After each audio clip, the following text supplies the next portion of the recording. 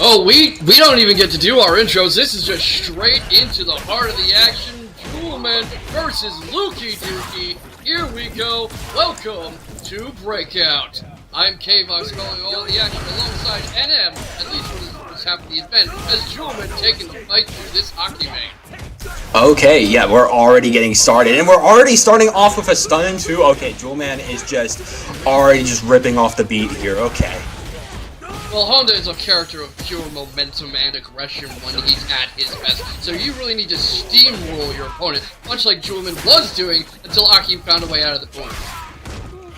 And here we go, we're just diving in right now, trying to break the defense, but the Super is trying to make something different happen. Gets knocked down though, we're fine. We just come back up. We gotta find a different way to get out past Jewelman here.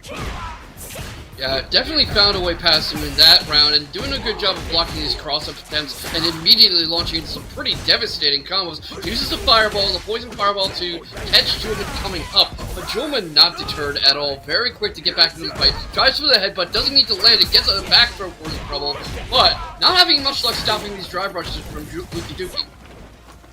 Not at all. Look at them here, just trying to feel each other out right now as we're seeing Lukeydukie just trying to rush in. There we go, getting a super out, and that's going to be packing a bunch of damage. I think, yeah, that's going to kill off the beat. All right, yeah, no, we're already getting off here. Pause. No, already starting off strong. Lukeydukie is trying to already take names and fools. Yeah, we literally didn't even get out of the intro movie before Lukeydukie was doing their thing, and Jewelman trying to stop the momentum before it really gets out of hand. What adjustments do you think Jewelman can make with this match? I feel like A.K.I is such a slippery character that you really just have to, you know, keep your cool and just try to watch out for if they're trying to slip in. I mean, this is exactly what they're doing right now. We're already getting a round off on Lukeydukie, but just watch out for when they try to slither under. Watch out for their poison bubbles. If you're able to get past projectiles and slippery movement on the ground, just like we're already starting off the beat here, you're going to be okay. Yeah, that was a great air-to-air butt slam from Jewelman straight into an oito throw, and now he's really warming up. That kind of aggression is what I was talking about at the beginning of the set. Exactly. And look, we're already getting poisoned though off Jewelman. They still have a lot of health though. Just getting a little bit zoned out by these poison bubbles, but that's fine. Able to get something off these palms. There we go. Butt slam in. Dive rush. Ooh, okay. Very. Yeah, that's dangerous. Oh, I would say so. This is absolute poison to your tournament chances, especially if you're stuck in the corner like this and can't get away. Even with Lukeydukie fighting out of burnout, Jewelman does have that level 3 if he wants to use it to seal the deal. Not going to need it. Lukeydukie not quite enough help. There we go. Jewelman able to get a game for themselves. Now it's going to be that nice tiebreaker in Metro City. And ooh, countered the butt slam off there with an air attack. That's perfect. Jewelman maybe going to that option a few too many times. Gets the charge up, but headbutt straight into a poison fireball. Good parry going. The headbutt is there. Not going to manage to land it though. Lukeydukie doing a great job of not overextending. They're doing a very good job of that, kind of keeping at the distance of their attacks to make sure that Jewelman can't catch them off guard. And look at that, we're doing some nice palms in here too. Jewelman is starting to get some nice damage. Once again though, getting countered in the butt slam. Lukeydukie knows exactly what Jewelman wants to do and is countering them at every point. Yeah, every single point. That's another beautiful air-to-air to knock Jewelman out of the sky. Going for that butt slam route a few too many times. Classic anti-fireball over there with that jumping kick.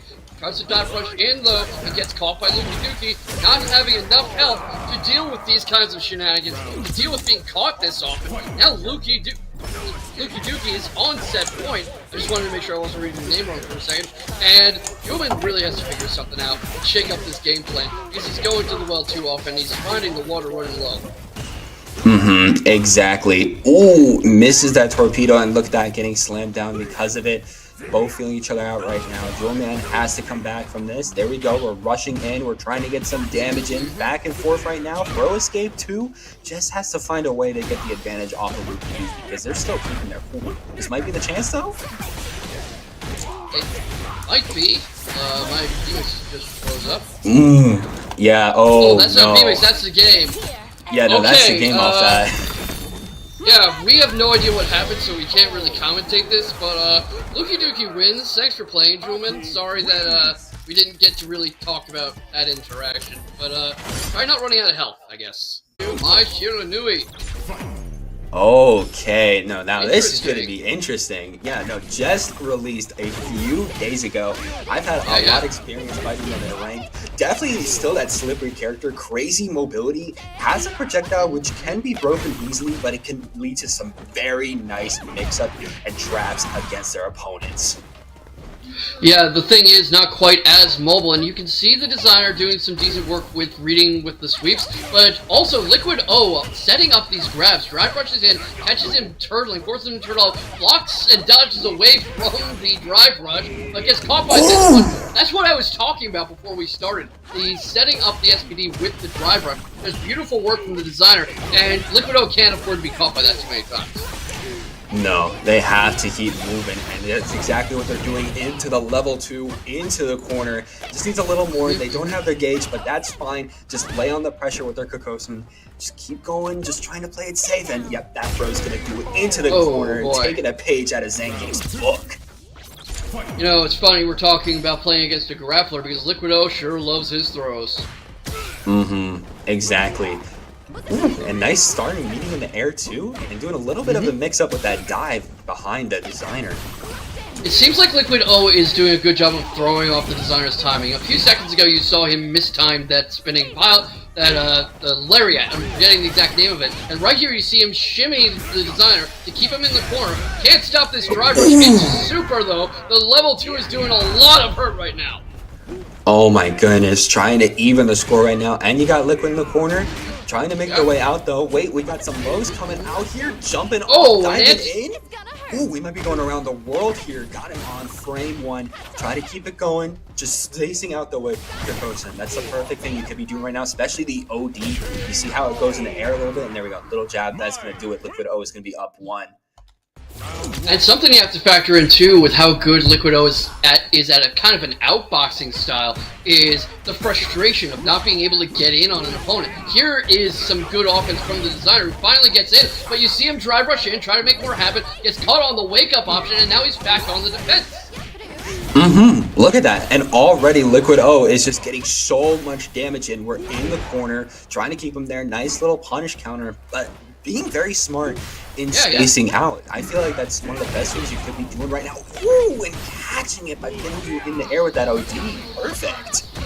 Yeah, and again, tries to drive rush in, tries to set up some meaty options with that, but every time he does that, Liquid O is just right on top of him, sets up another throw, gets him in burnout, has the fan toss in his favor, and now he's on set point in rather abrupt fashion. Starting off strong, and look at that, we're keeping it going, literally going all the way into the corner again, setting up some OD projectiles, trying to come up the top. We gotta break the defense right now. There we go. Designer has to find a way out of this. They're literally turtling in the corner right now. A lot of it is that the designer just cannot comfortably read Liquid O's movements and timing. It seems like he's guessing wrong far more often than not. Finally gets a bit of a counter there, goes immediately into his super. The whole darn thing is blocked by Liquid O, who drive rushes in and is doing a whole world of damage, fighting out of burnout, dodges away from the counter attack. As level 3, if he recovers, not going to need it. That throw's going to put him on a sliver of life. Good parry into drive rush into a long combo from the designer, but that is so little life to fight back. I know, and oh, look at that! Getting the perfect throw in the air. Can we keep it going right now? Getting the super, trying to break it. Ooh, just playing safe. Look at that, just drive rushing in. That was the perfect play. Yeah, just a beautifully timed drive rush. Moving grappler like Zangief. You definitely want to be slippery against it, and I think that's what we're going to be seeing from Lukeydukie right now. I think that's also why you see a lot of Zangiefs use that drive rush primarily as a way to get into grapple range, to get into SPD range. But right now, Yisuzuko uses his jump to land on a poison puddle, which is not a Free Fire strategy, but that's a good punish counter to steal some momentum and get a painful-looking series of suplexes in. My goodness. Oh, but with the grab, though, doesn't matter. As we see, Loco just doesn't even care. They're a little poisoned, though, right now. And getting grappled a little bit by Lukeydukie. Getting zoned down, too. Okay, we gotta find a way back in. Parries are definitely gonna help. Not against the poison bubbles, though. Oh, my goodness. They're just playing around in their head. Yeah, I mean, Jesus Loco was outrunning themselves a bunch, I think, in that first round, because, I mean, repeatedly ramming yourself into poison bubbles is certainly not a good sign, but it seemed like he was trying to figure out live Aki's range, his properties, gets a couple parries going. Right now he's already being out-wrestled, though, forced into the corner. We'll see if he can get out, get the side switch going, but Lukeydukie saw it coming a mile away. Exactly. They already saw it coming, and there we go. Another little grapple in there. Try to do a little more. Ooh, the super is going to save the day, at least for a bit, for Loco, as they're able to get some damage in. There we go. We're drive rushing in, getting to the corner. This could be perfect right now for Loco, but ooh, getting that grab. Yeah, Lukeydukie is going to be able to take that first game swimmingly. Oh my goodness, if you're Jesus Loco, you were barely even in that first game. What do you do now? What do you do different? Exactly. Ooh, didn't get out of the drive. That's your question. I mean, literally what you have to do differently is just you have to be watching Lukeydukie just a little bit more, which it seems like Lukeydukie is just keeps able to counter. Like, Yasu's, try to grapple in the air too. Wow. They just have to calm down a little bit because Lukeydukie is just taking advantage. Yeah, it seems Jesus Loco's playstyle is almost frantic at several points, and maybe this is just me, but Lukeydukie often seems to be moving almost physically faster than his opponent. You see it here, you saw it against Jewelman, you see it with this perfect parry into a command grab, into getting him in the corner, into wall splatting him, into the poison, into the drive rush, has the critical art, uses the level 1 to put himself on set point. Faster indeed. Yeah, quite literally faster. I mean, it's a more slippery character with Aki. Literally can just slide in and do what it wants to do. And that's exactly what we keep seeing here. Nice. Another throw starting off, and the poison bubbles just keep doing so much against Jesus. Able to block drive impact too. There's going to be a lot that Jesus, I mean, we're literally on the last round potentially if they don't get it together. And that grapple could be some good for them. It could. Something that I've seen around on Twitter is this idea that the best grappler players play the grappler like a normal character who can throw. They don't play him as just a grappler, where all they're trying to do is set up their grapples. And right now, Jesus Loco, although he finally takes a round off a beautiful SPD setup, he's trying to internalize that idea a bit, I think. I was a little scared off the jump because there was a whiff grab into a whiffed air grab, but it's okay. They were able to try through, but drive rushing in. Lukeydukie says, nah, I still want this game. Able, even though they have no gauge, they're still able to get that throw, and now they have to play a little more safe, but they don't care. Look at that, they're going in. We're getting the level 3. That's going to kill. Do it. That is it. Lukeydukie gets another win and just really loves to use this level 3 to put an exclamation mark on the match, I'm noticing. Didn't need to do that to kill. Did it anyway, just for style. On the Ken instead of the Luke right now. That was interesting because on the infographic we saw that switch a few times from Luke to Mai to Ken. So I was actually interested in seeing what exactly we would end up here. I couldn't figure it out. What do you think of this classic lore matchup compared to his other options? I feel like they can. It's still. I mean, of course, Ken is strong right now. Absolute rushdown demon. I feel like it is kind of how they like to play with Luke. It's very similar to what they want to do with Luke. So I don't think things are gonna feel too different for a rookie right now. They're gonna feel pretty similar. They just have different tools in the tool set, and this could be the perfect time to set up, especially after getting the wall slam a little bit. Oh, but getting thrown though, it's not what you want in the corner. Not at all, and see what I was talking about with Jazdero's comfort at any range of the game. You can't go, oh, he's just a zoner, he's gonna hide from me in the corner. No, he is not. He throws you into the corner and takes the first round. Already starting off strong, just waiting for their perfect opportunity, and okay, we're already starting off the bat with a drive impact into a super, and oh, this is their favorite super. It does so much chip damage, and it keeps up the pressure, and here we go. Here's a little bit more of that zoning game plan that they like to do when they don't have the space that they want to go in with the cane. Getting thrown, though, that's not what they want. Rookie did a good job of spotting his chance to drive rush in there. Unfortunately, puts himself in burnout, but has just enough to get that super off. And that's a lot of damage at exactly the right time. You want to take your chance to steal your opponent's momentum, keep them from settling in too quick. Exactly.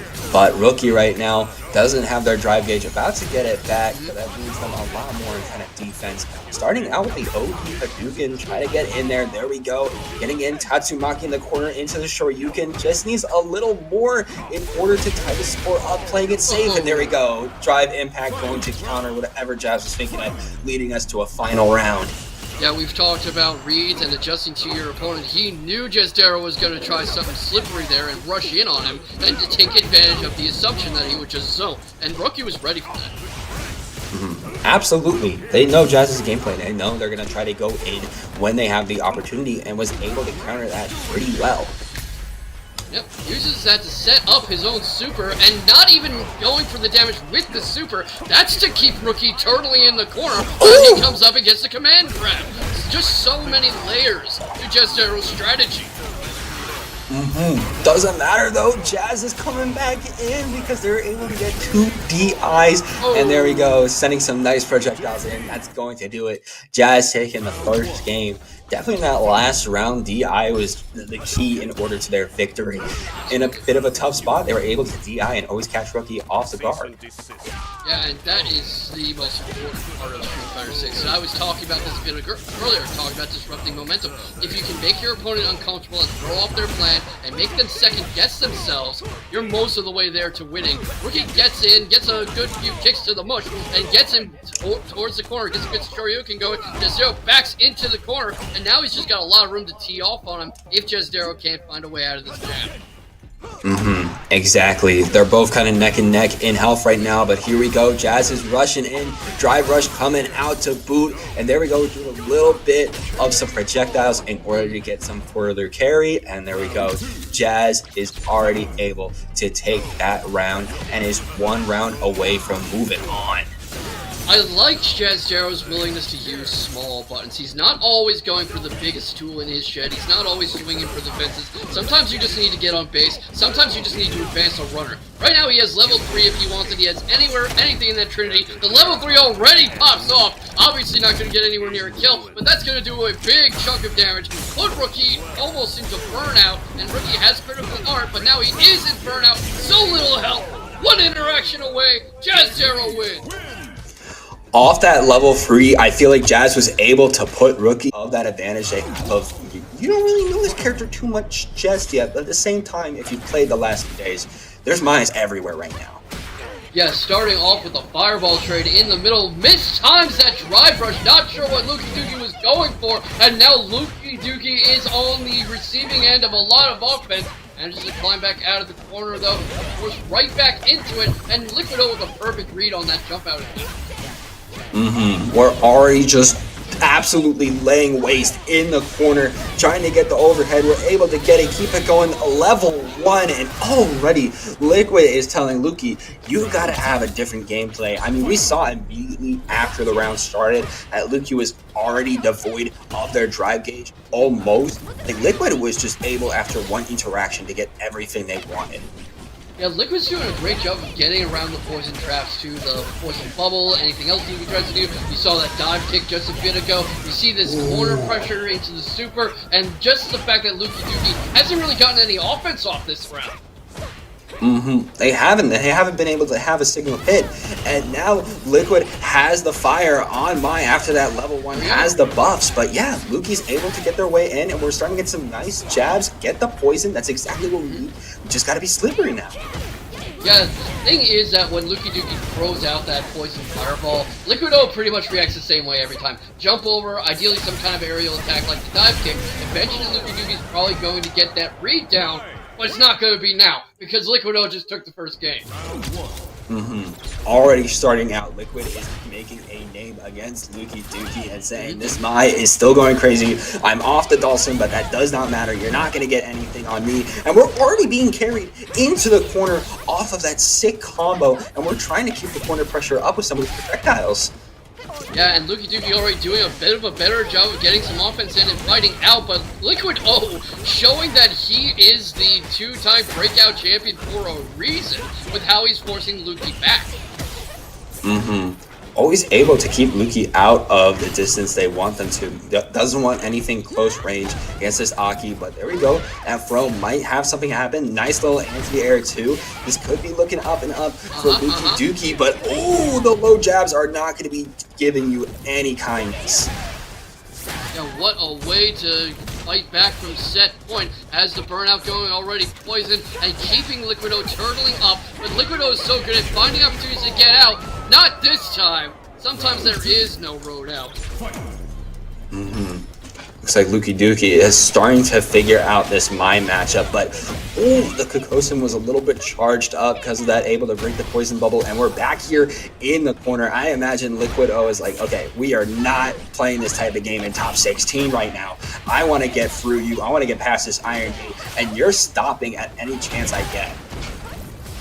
Yeah, this is going to be a question of mental composure, and if Lukeydukie can avoid being frustrated. Because if you ask me, I was talking about mind-body technique, he's a bit more of a body player. He's speed, his reaction, his dexterity. But right now, Liquid O puts him on set point, about to go down, is Lukeydukie, and he needs a lot more than dexterity right now. Absolutely needs a lot more than that. Lukeydukie needs a little more. Just throwing projectiles against each other. There we go, slipping their way in, but has to break the defense, something that Liquid O is going to do in turn, and we're starting to get some nice air attacks. There we go, a throw. We might be going around the world into the other corner in just a moment. Anticipated that jump out, backed out, beautifully put. Lukeydukie puts himself in burnout, gets a bit of a decent exchange going, but does nothing about that drive rush into the super. That's not going to be enough to kill, and Lukeydukie has critical art available. Obviously, both of them well into burnout. Lukeydukie going to escape burnout first, get his drive back first. Not going to need all that much, and that should be enough to take the game. My goodness, starting off the jump, being able to KO Liquid and take a round. It's going to be a tiebreaker now as Lukeydukie is telling him, you got a new character, you're trying to do the new character type of thing, get him in the tournament, trying to show your skill. But I'm telling you, nah, switch back to the Dawson. You're not getting anything here. I mean, that's also what I was talking about with dexterity and body being Lukeyduke's seeming main strength, because the speed of reaction and thought to execute that super when he did to take the game from Liquid O is exactly what he needed to do. He needs that kind of speed of thought and reaction. He needs that kind of mental energy and central nervous system efficiency, especially as Liquid O puts himself back on set point with a perfect KO. Oh my goodness, just while you were talking about that, Liquid O was just wasting away at Lukeydukie, even able to get the stun in the corner. Talk about speed, he was a little too fast for me. Exactly, and now they're both feeling each other out a little bit. Gets a little bit of a jump here, trying to get something in. Perfect parry though. Okay, this could be the chance for Lukeydukie to get something. Ooh, drive rush into the anti-air too, okay. Lukeyduke's defense is sharpening up, absolutely. I mean, you saw that fireball trap. You see how he's dealing with the fan. He's staying defensive, goes for a parry, not quite able to get it. Doesn't get the reversal, but he does get the round, and it's mutual set point. And I don't think Liquid O wants to be sent into the lower bracket in top 16.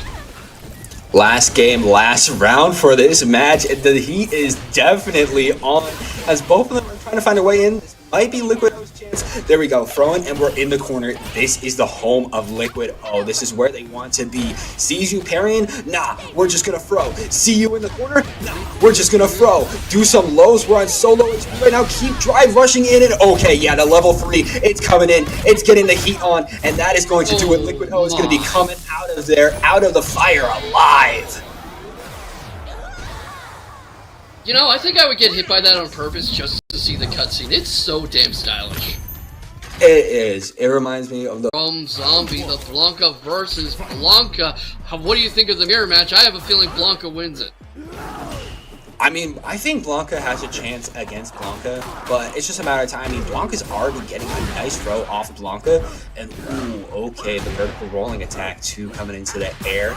We're seeing Zombie trying to guard right now against some of these kicks that Ruffian has coming out. Try to get to the corner. Ooh, rolling attack.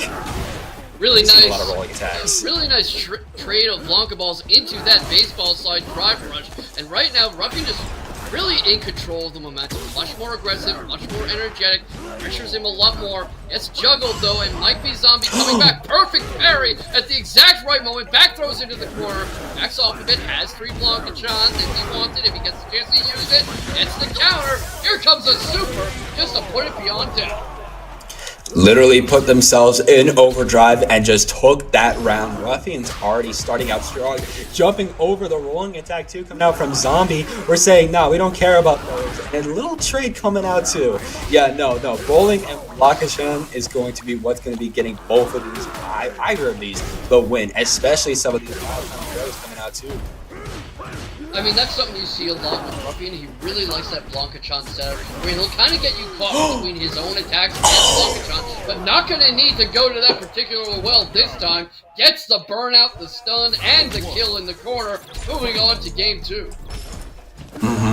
We're already just saying, nah, we're taking the win. Ruffian is already started out very well. Zombie, though, trying to make something happen, but here we go. Ruffian's doing so much, carrying into the corner.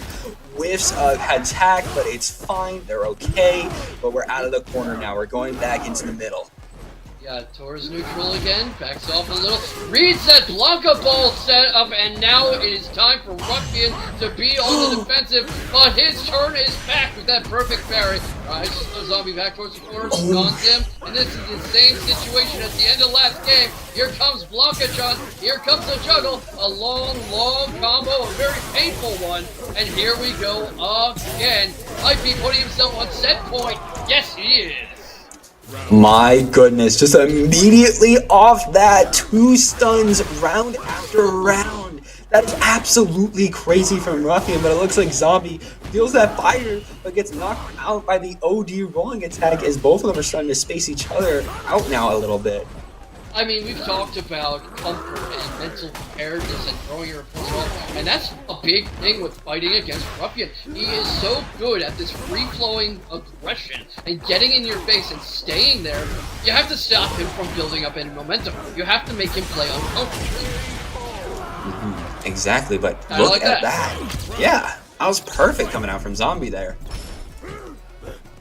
Yeah, both of them have level 3, both of them have 3 Blanka-chans. Right now, bit of an exchange in the middle, goes for the level 2, is it going to get anywhere? Activates Blanka-chan, but Blanka-chan's out of the question, sets up the throw with it, and drive rushes straight in, gets a side switch, gets a lot of pain on Zombie, who has not had the opportunity to press a single button yet.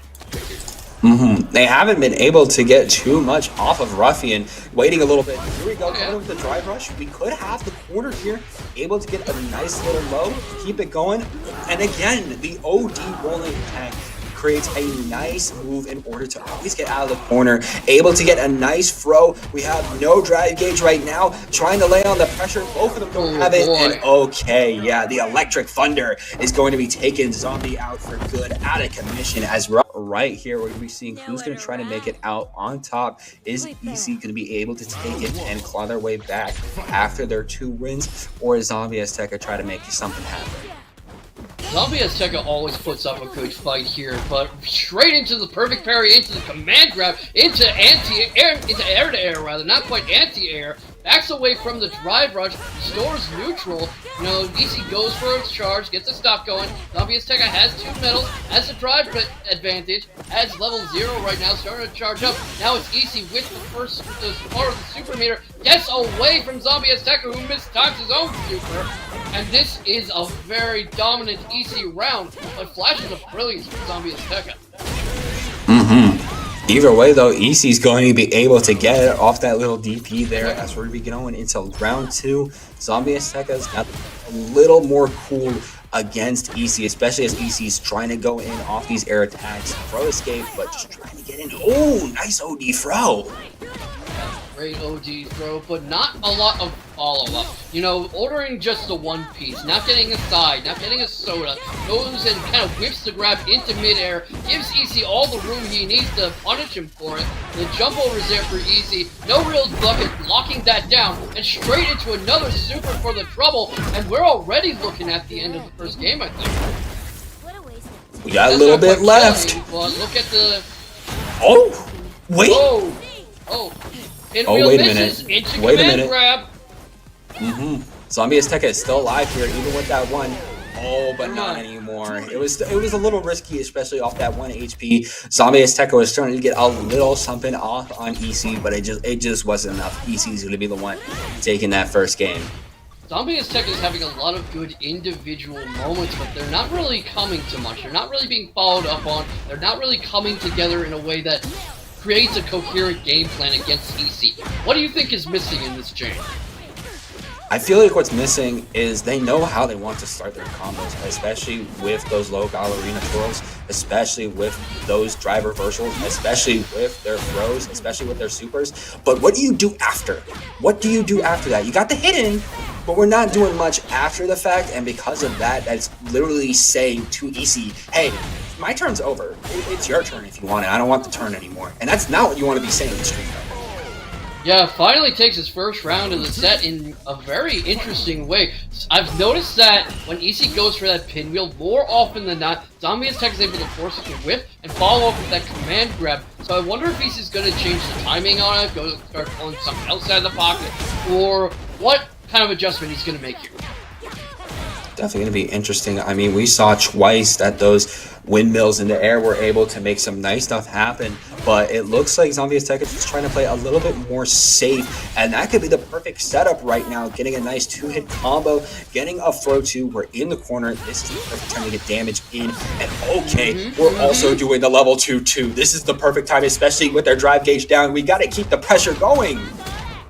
Yeah, but ends up on the back foot despite that beautiful level 2. Can he get the momentum on his side again? Yes, he can, and that is going to be the first game under ZombieAzteka's belt. We're going to game 3. Okay, we are getting strong here. ZombieAzteka is waking up against EC's game plans. I feel like that is going to be very good. They kind of figured out how they want to play, especially with wasting EC's drive gauge. I feel like that's the biggest thing they did.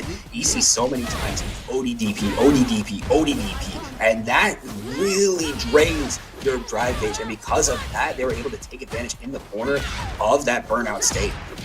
Yeah, that's a great point, and we see him being a little more conservative with the drive gauge right now in exchange. I mean, he uses some right now, but a perfectly fine time to do it with that super.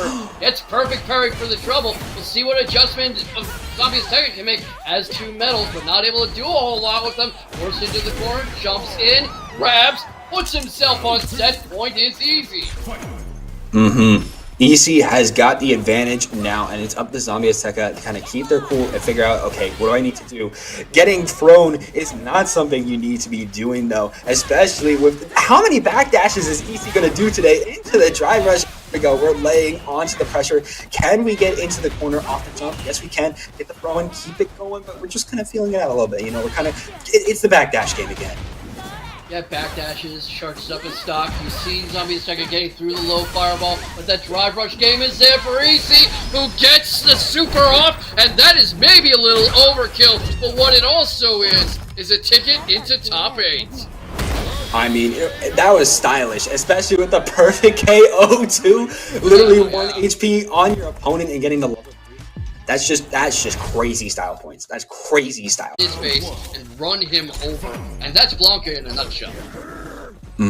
Quite literally, but it looks like we're getting into the match now, and already able to make Ruffian uncomfortable. The slide didn't have enough distance, but we're out of the corner, and we're out of that too. It's just a constant back and forth. I can't keep up. Yeah, it's just really hard to tell who even has the momentum right now. A good parry from Lukeydukie gets out of the corner with a back throw, gets right back in Ruffian's face. Ruffian's turtling in the corner, definitely at the disadvantage in drive. Has 3 Blanka chances, but he has a chance to set him up. Beautiful punish counter to steal some momentum back. Uses the Blanka ball to close the distance. Doesn't get anything out of it though. Lukeydukie puts himself in burnout to throw, and right now it is Ruffian going to take the first round. But just barely. Look how little health he has to work with. My goodness, they were both just trading blows off each other, and I think a big factor of that was always having the correct amount of distance. Liquid was always able to just outdistance Ruffian. When Ruffian was able to get in with just that little distance, they were always able to get in. But we're back again in the corner, trying to break this defense right now. Lukeydukie trying to play it safe. get a perfect hit with that projectile. And here comes the corner pressure coming out, the signature from Liquid. Throw escape, we're fine, but here we go. Rolling attack, Blanka. This could be the perfect moment for Ruffian to get out. Yeah, he likes to catch you between Blanka and himself, and right now Liquid's going to prevent that from even happening, trying to keep him from getting the opportunity with these grabs towards the corner, one of which kills, and if you're just not able to get close to your doll, you really can't do anything with them. Not at all. You can't be able to set up with a few of your traps that are in your mix-ups if you can't get what you want. But it looks like Ruffian's starting to get something, but oh, the level 1 from Liquid does a good amount of damage, but what it mainly does is it buffs my up. We got fire on her moves, which means a lot more to work with. Ooh, level 2? Okay. Isn't able to do anything though. That's fine. And we're just on a little bit of HP right now too, and a little headbutt in from the drive rush. Ruffian's going to be taking it. Yeah, just a beautiful way to get back into things from Ruffian. Very adaptable, very strong pressure, and right now, Liquid O just trying to find a way to get back into this, and I'll have a free tip for you. You don't get back into the fight by getting grabbed. And whiffing the grab too, that's exactly what Liquid did, and Ruffian is taking full advantage of it. A little bit of DP coming out though from Liquid, able to switch up the corner game. There we go, nice damage, and now we got the fire on our moves too. Play a little defense, get that, ooh! Called out the drive rush with a perfect parry and switching up the corner game. Yeah, beautiful call out there, and great. That threw me off so bad that I forgot how to talk. Great work baiting out the grab, forcing a whip, forcing Ruffian into burnout. Can he survive this super? He can. He intercepts it all together. The fan knocks Ruffian back into the corner. The stun is there, and Liquid about to take a game back. Well, a round back. You know. Liquid, okay. That was perfect. Literally stopping a super with a drive reversal. That is literally just calling out your opponent in its purest form and able to get a crazy stun off that tip. Amazing. Yes, wonderful work, and we were talking about matchup familiarity. On the one hand, sure, everyone and their mother is going to be playing Mai just to check her out, but Ruffian does seem to be having a hard time adjusting to some of these interactions. It's gonna happen over time, but it feels like there's a lot more holes that Liquid just keeps taking advantage of here. And now, little HP, little drive gauge stuck in the corner. The drive gauge is down, and there we go. A few little jabs in. Liquid is going to be taking that game and tying up the score. Oh, beautiful work from Liquid O, and we were talking about how he can do that, just turn things around at the drop of a dime. Here comes that Blanka setup, but with the grab, it's not going to matter. Uses the fireball, not able to capitalize on it. RUFIANmx makes the jump over. Now it's a restoration neutral. Waited for the fan toss for that slide, and now he's in Liquid O's face where he wants to be, but not getting a lot out of it. Getting a lot out indeed. There we go though. Getting in with the drive rush. Ruffian starting to make some nice damage, parrying the projectile, but again, that second hit, you gotta watch out for it, because if you don't, you're gonna get tripped up. Jumping though, we're fine here. Liquid's trying to make something happen, but again, we're just kind of trading against blocks. But even with your drive gauge out and a throw coming out, Liquid is on fire, and another one! That's gonna do it. Oh my goodness. Liquid O is so good at setting up that throw, and every time he goes for it, he catches Ruffian off guard with it. Why do you think he's been so successful with it? Man, it's kind of hard to tell, but I feel like it's so successful because it just works. I mean, simply put, it just works. It's always able to catch our opponent off guard. He succeeds because he's succeeding. Sometimes that's just how it is. You go back to the same well until it stops working. Shades of Al Leiter, who was infamous for this calculated risk where he would keep consistently pitching fastballs in the same part of the zone because his opponents weren't expecting it because they thought it was too obvious. But this wasn't too obvious. Maybe it was super, but look who was ready. Ruffian, who parries the entire darn thing and finishes Liquid O off. Ruffian parried a level 1 and then parried a level 2 right after. That is absolutely insane. Just 2 parries on supers, literally calling out both of them, and now setting up a super of their own. Yeah, I mean, that's why I was saying, Ruffian's no meathead. It's not like he can't play defensively. He has beautiful defensive instincts when he needs to. I mean, we've seen it here today, but it looks like this grab, parried the drive impact. That was perfect timing. If that hit, that would have definitely been Liquid's game. Definitely their turn, but okay, level 1's going to be saying a different story. Yeah, and speaking of level 1, Liquid has one if he wants it. Delays the dive kick a bit. But it's level 2 now, but not enough help to work with it. And Ruffian has another win on the board. Ruffian is now 1 away from moving on past this top 8, past these winner semifinals, saying we can get a little more. But getting thrown, it looks like Liquid. Okay, another one, and now we're in the corner. Yeah, there it is, though. The ODDP for a reversal. Yes, that was right there, right where he wanted it. That perfect carry is there for Ruffian. I was talking about how good his defensive instincts are in a pinch. Here comes another Blanka-chan. Sets it off, tries to set it up with the slide. Liquid runs right into it anyway. Manages to get away with another grab. That has been here for him again and again. We'll see if he goes for a third one. He does. Is he going for a fourth one? No, he's not that good.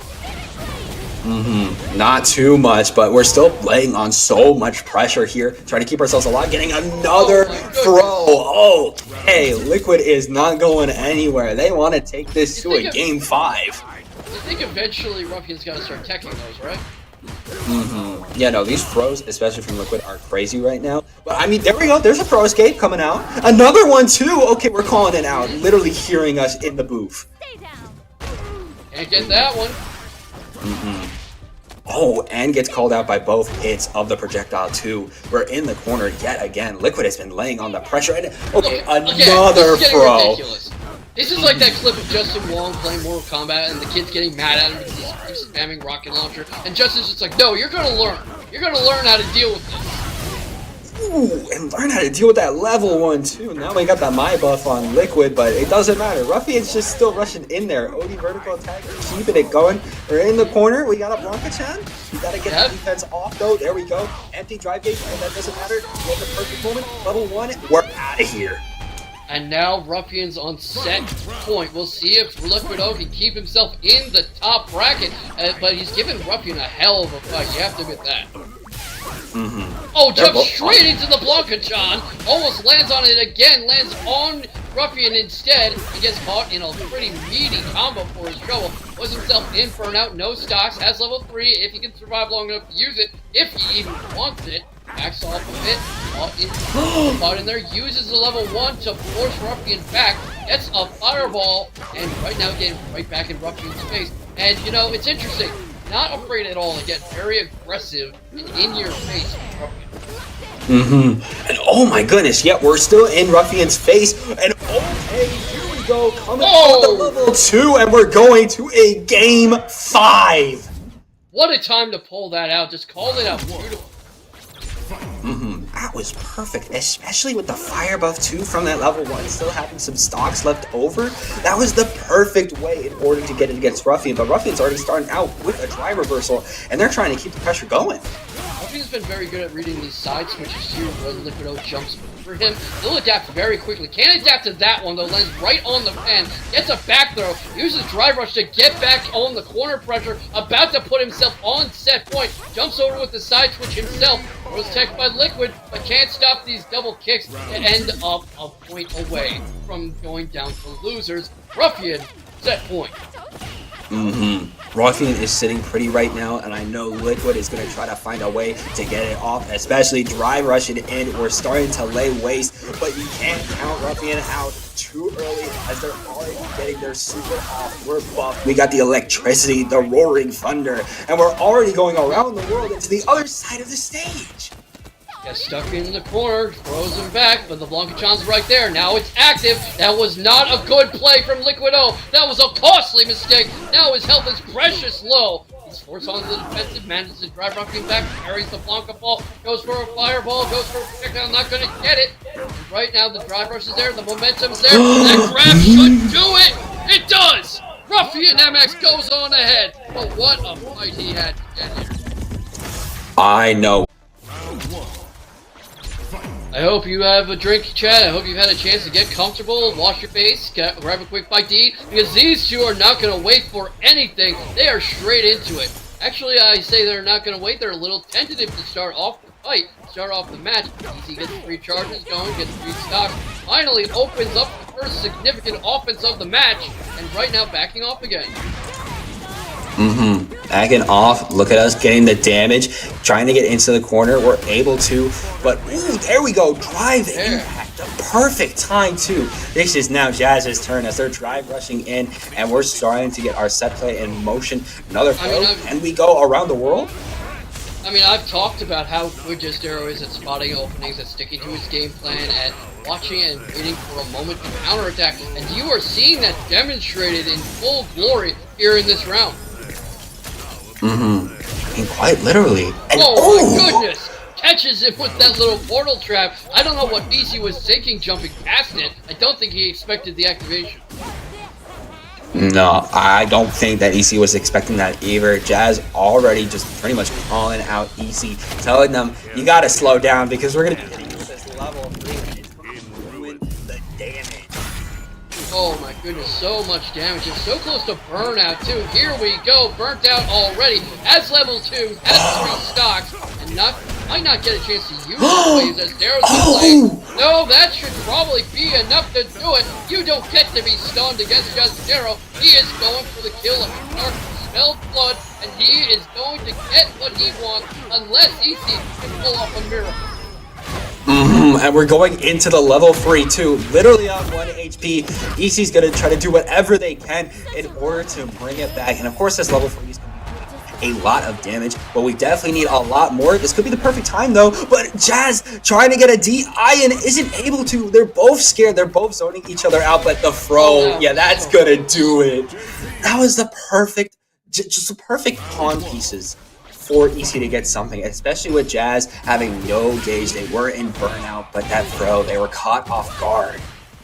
Definitely caught off guard, and EC, that must be a mentally tough loss for him, because he was so close, pulling off an insane last-minute comeback on 1 pixel of health.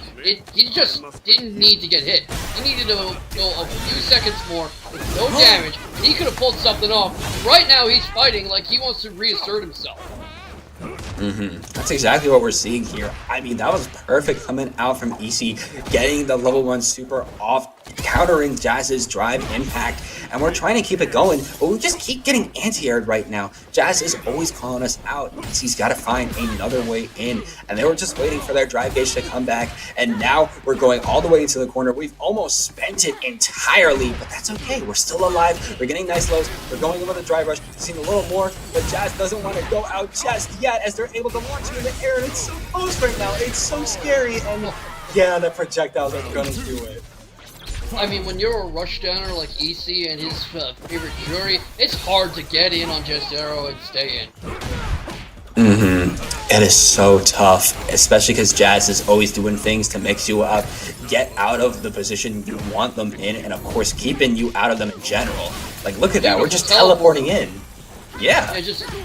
Oh my god, gets a side switch, gets some damage on Jazdero, drive rushes in to keep up the pressure. Jazdero has a level 3, so you have to be careful of that, especially when you've got so little drive gauge of your own to speak of. That's starting to regenerate though, and EC's teeing off, getting the damage going. Jazdero's not going to get a chance to do anything. We're going into the final round. There we go, finally getting a round off of Jazz. That's got to be feeling good right now for EC. That's definitely got to be a confidence boost. Oh, absolutely. I mean, when you take a round like that off somebody who had just beaten you and just taken another round consecutively, it really shows you you're still in the game. You are not just a spectator. You're not just overwhelmed. You can do something like this. Getting this level 3 off to deal a whole heaping helping of damage to Jazdero and a decent chunk of his drive gauge. And trying to set up a little bit too, they were able to get EC out from their face. I imagine Jazz is trying to keep it there at least for a little bit until they're able to get a nice mix-up throw or what have you against EC. Look at that, just keeping them out. Yes, beautiful keep-out work. I wonder if he'll try to teleport in later like he did in the previous round, but he's not going to get a chance to. This is a lot of damage from EC, who's well on his way to taking the game unless Jazdero can figure something out. This is a very similar situation to what EC faced last time out, and I'm sure the irony's not lost on him as he gets the kill. That is perfect. EC going to be able to tie it up, and now both of these fighters are going to be on even footing. Yeah, they're both match. They both got a game, and right now Jazdero trying to keep him on the wrong end of the screen to use any of that damage. Has 3 stocks going easy, already has almost a full drive meter, playing a little more deliberately this time, waiting for Jazdero to press something he shouldn't. Drive rushes straight through, gets the damage going, and starts driving him back towards the corner, gets him in there, but he's driven back. Driven back right now. EC's just trying to figure out a way back in. Drive rush, though, that's going to be the perfect answer. And here we go. Corner pressure time. A throw escape, that's fine. We're able to get a nice little projectile. EC's been consistently finding a time for those drive rushes to get in and deal a lot of damage to Jazdero. What do you think Jazdero can do to really shut down that angle of it? I feel like Jazdero, especially with these angles that EC keeps coming in, especially drive rushing forward, I've seen them time and time again using drive impacts in order to counter what EC wants to do. And of course, don't abuse that too much. That's going to get called out. But just trying to do like drive reversals or something else like that in order to call out these drive rushes is definitely going to be what they want to do. And it looks like, though, this level 2 is going to be perfect, especially with the gauge down for EC as they're going to be taking around. Yeah, that's also a viable strategy, what Jazdero is doing now. He played much more inside and much more aggressive, so that EC didn't really have a chance to do those rushes. EC didn't really have a moment, especially I feel like that level 2 is so important for JPP's move style, especially what we see from Jazdero. It's always able to get nice chip damage, but more importantly, always able to mix up the opponent. But it doesn't matter here as EC's getting so much damage, and they might be trying to go for a big life lead here. Just needs that little more, and they have 2 levels in the gauge, and they're able to get around themselves. Yeah, already going into a final round, and these two are incredibly evenly matched, as I had a feeling they would be. It's a good thing I am not a betting man, because I would almost certainly be losing money no matter which way I went. You see him going for that drive rush again, gets that set up again, but he's forced to back off without getting a lot done. Able to get a lot done, and now both of them are just kind of worried on what to do. And once again, I feel like we have to keep paying attention to this. EC's drive gauge is always on low. I feel like that's what Jazz is always trying to take advantage of. Even with these mix-ups, EC's got to get a little bit more resources into their bag if they want to get the clutch win here. That's been a concerning issue and a recurring one for him, because we saw his match with ZombieAzteka where he dropped the game outright because he just kept wasting drive. And I think that has to do with the amount of times we see the drive rush. But okay, wait, the level 3 might be doing a lot in order to tie up the life lead in this match. That's going to be doing a lot of good for EC right now. But can we keep it going, especially with this drive difference between the two? Oh, throw though. Yeah, he keeps going for that drive rush, but when Jazdero's in the middle of doing something, that's when it's best. He kind of did it raw that time and got caught off by a crouching kick, and that's what put him in this situation. Jazdero goes up 2-1. Literally the perfect thing. 2-1 right now. Jazz just needs one more game if they want to win this, and they know what they want to do against EC. Wait for these drive rushes to come in, call them out, get nice throws, and drive rush in yourselves. You can spend the meter if your opponent is spending the meter like crazy, and that's exactly what they know they can do. And look at that. Oh, wow. Mix up with the teleport into the grab, and we're trying to go into the corner, but the whiff is not going to be helping us in any way, shape, or form. I have to wonder if that is something Jazdero planned for, or if it was just kind of an awkward stumble of an interaction that he made the best he could. I wonder too. I mean, that's how you have to play this game, especially when you whiff, especially when you fumble. You just gotta make up for it. Just look like, you know, a little bit. It wasn't a mistake. It was intentional. Yeah, sometimes you just fumble, just like that with Easy, who tries to go back to the driver yet again, but this time Jazdero's expecting it. I believe the surprise factor has worn off, and he gets him in the corner, gets the super going, and this is a high-pressure situation for Easy, who is burnt out and on slivers of health, and who is going ahead to winners finals. It is Jazdero. Yeah, we made a little bit of a prediction, and getting the perfect off of that, especially beat command grabs that you can mash through. Definitely will be able to turn the tide, and instantly Zombie gets a big red ball going out there. And Lukeydukie going for the classic fireball drive rush pressure, and Zombie being more conservative but gets the side switch, and it's already Lukeydukie burnt out near the corner. Yeah, and that's to eat that overhead there.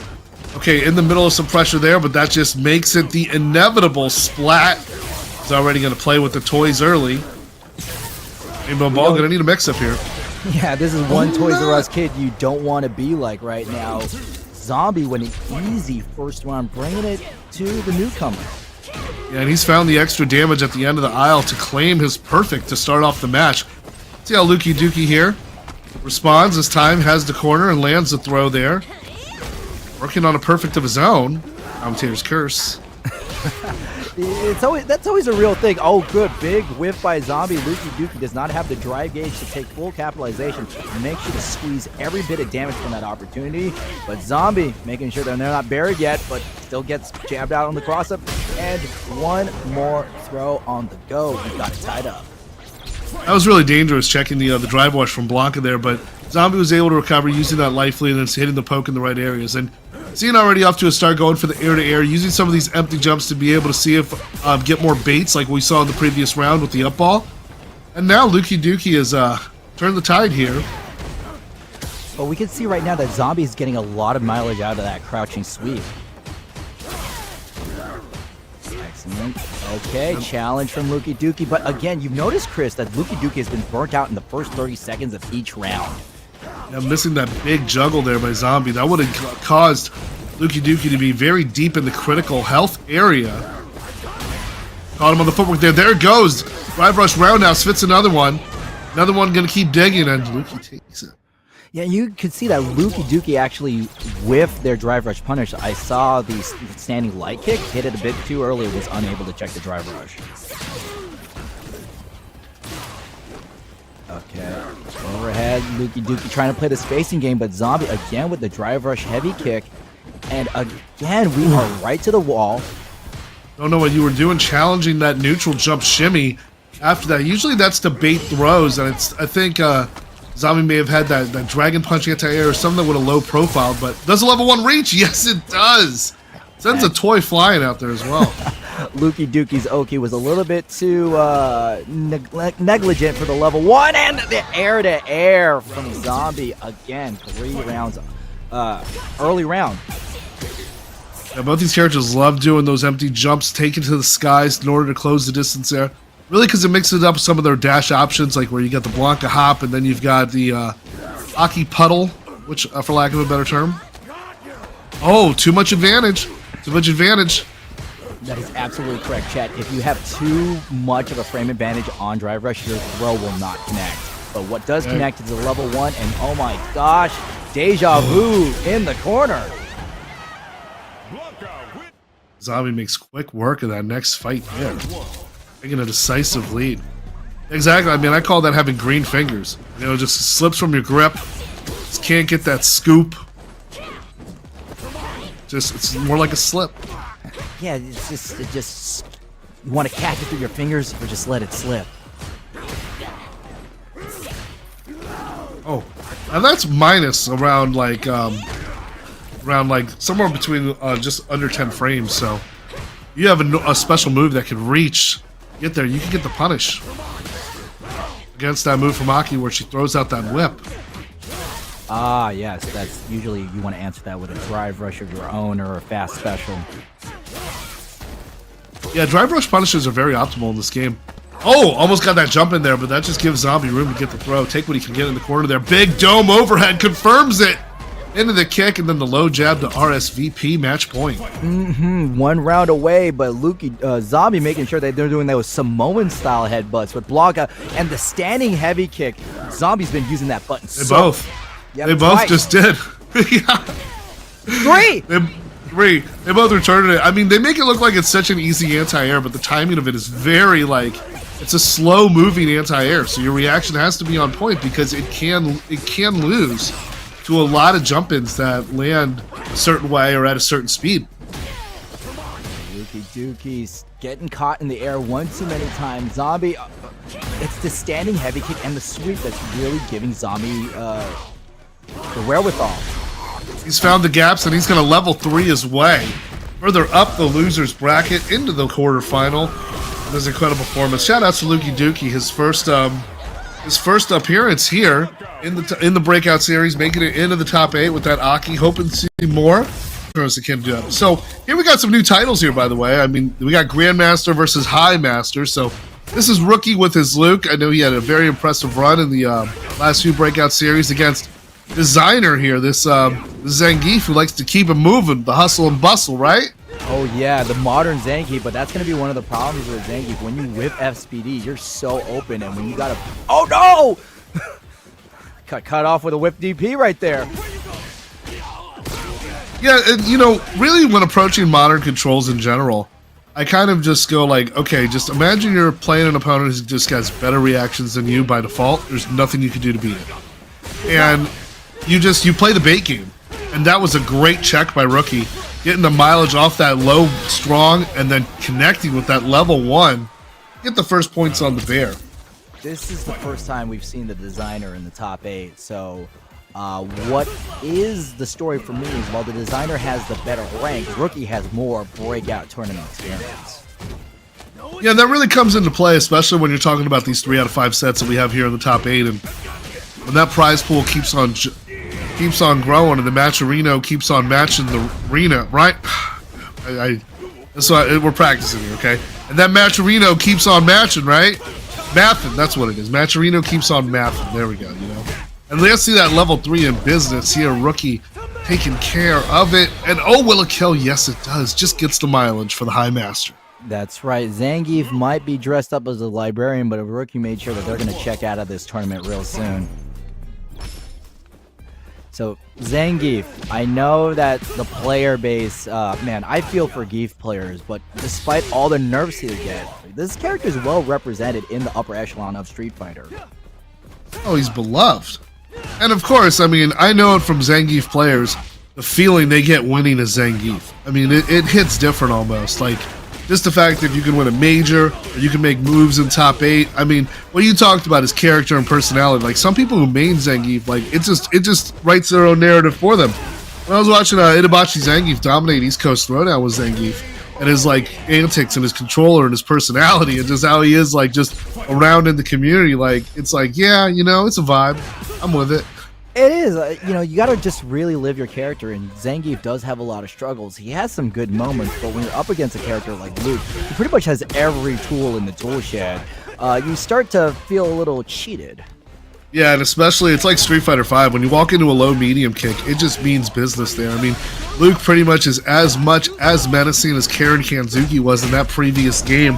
And you see it on display there, how much mileage Rookie just got. It's the moment Designer just stepped in the wrong spot, just caught that 1 pixel from the arch, and even if it doesn't confirm, then it's the takedown. We got throw loops, and then caught him backdashing to get the perfect. Did you see that backdash the designer did? They were anticipating a third throw, hit a button, and Rookie got him on the counter hit. Also, I just want to add, I've been corrected by production. This is designer's second top 8 in Breakout. Okay, excellent. Let's see how he could escape here, but he's not blocking on wake up, and he's just catching consecutive low strongs. Almost the third one. It was back-to-back meaty. This is one of the things I wonder about designer is how are they going to do the adjustment, because obviously they know how to play the game very well with that 1700 MR, but right now it really feels like they're trying to fight a Luke versus this Luke. Yeah, and you exactly nailed it there. I mean, you can't get hit by low strong 5 times and live, especially not against Luke. And there we see another medium button there.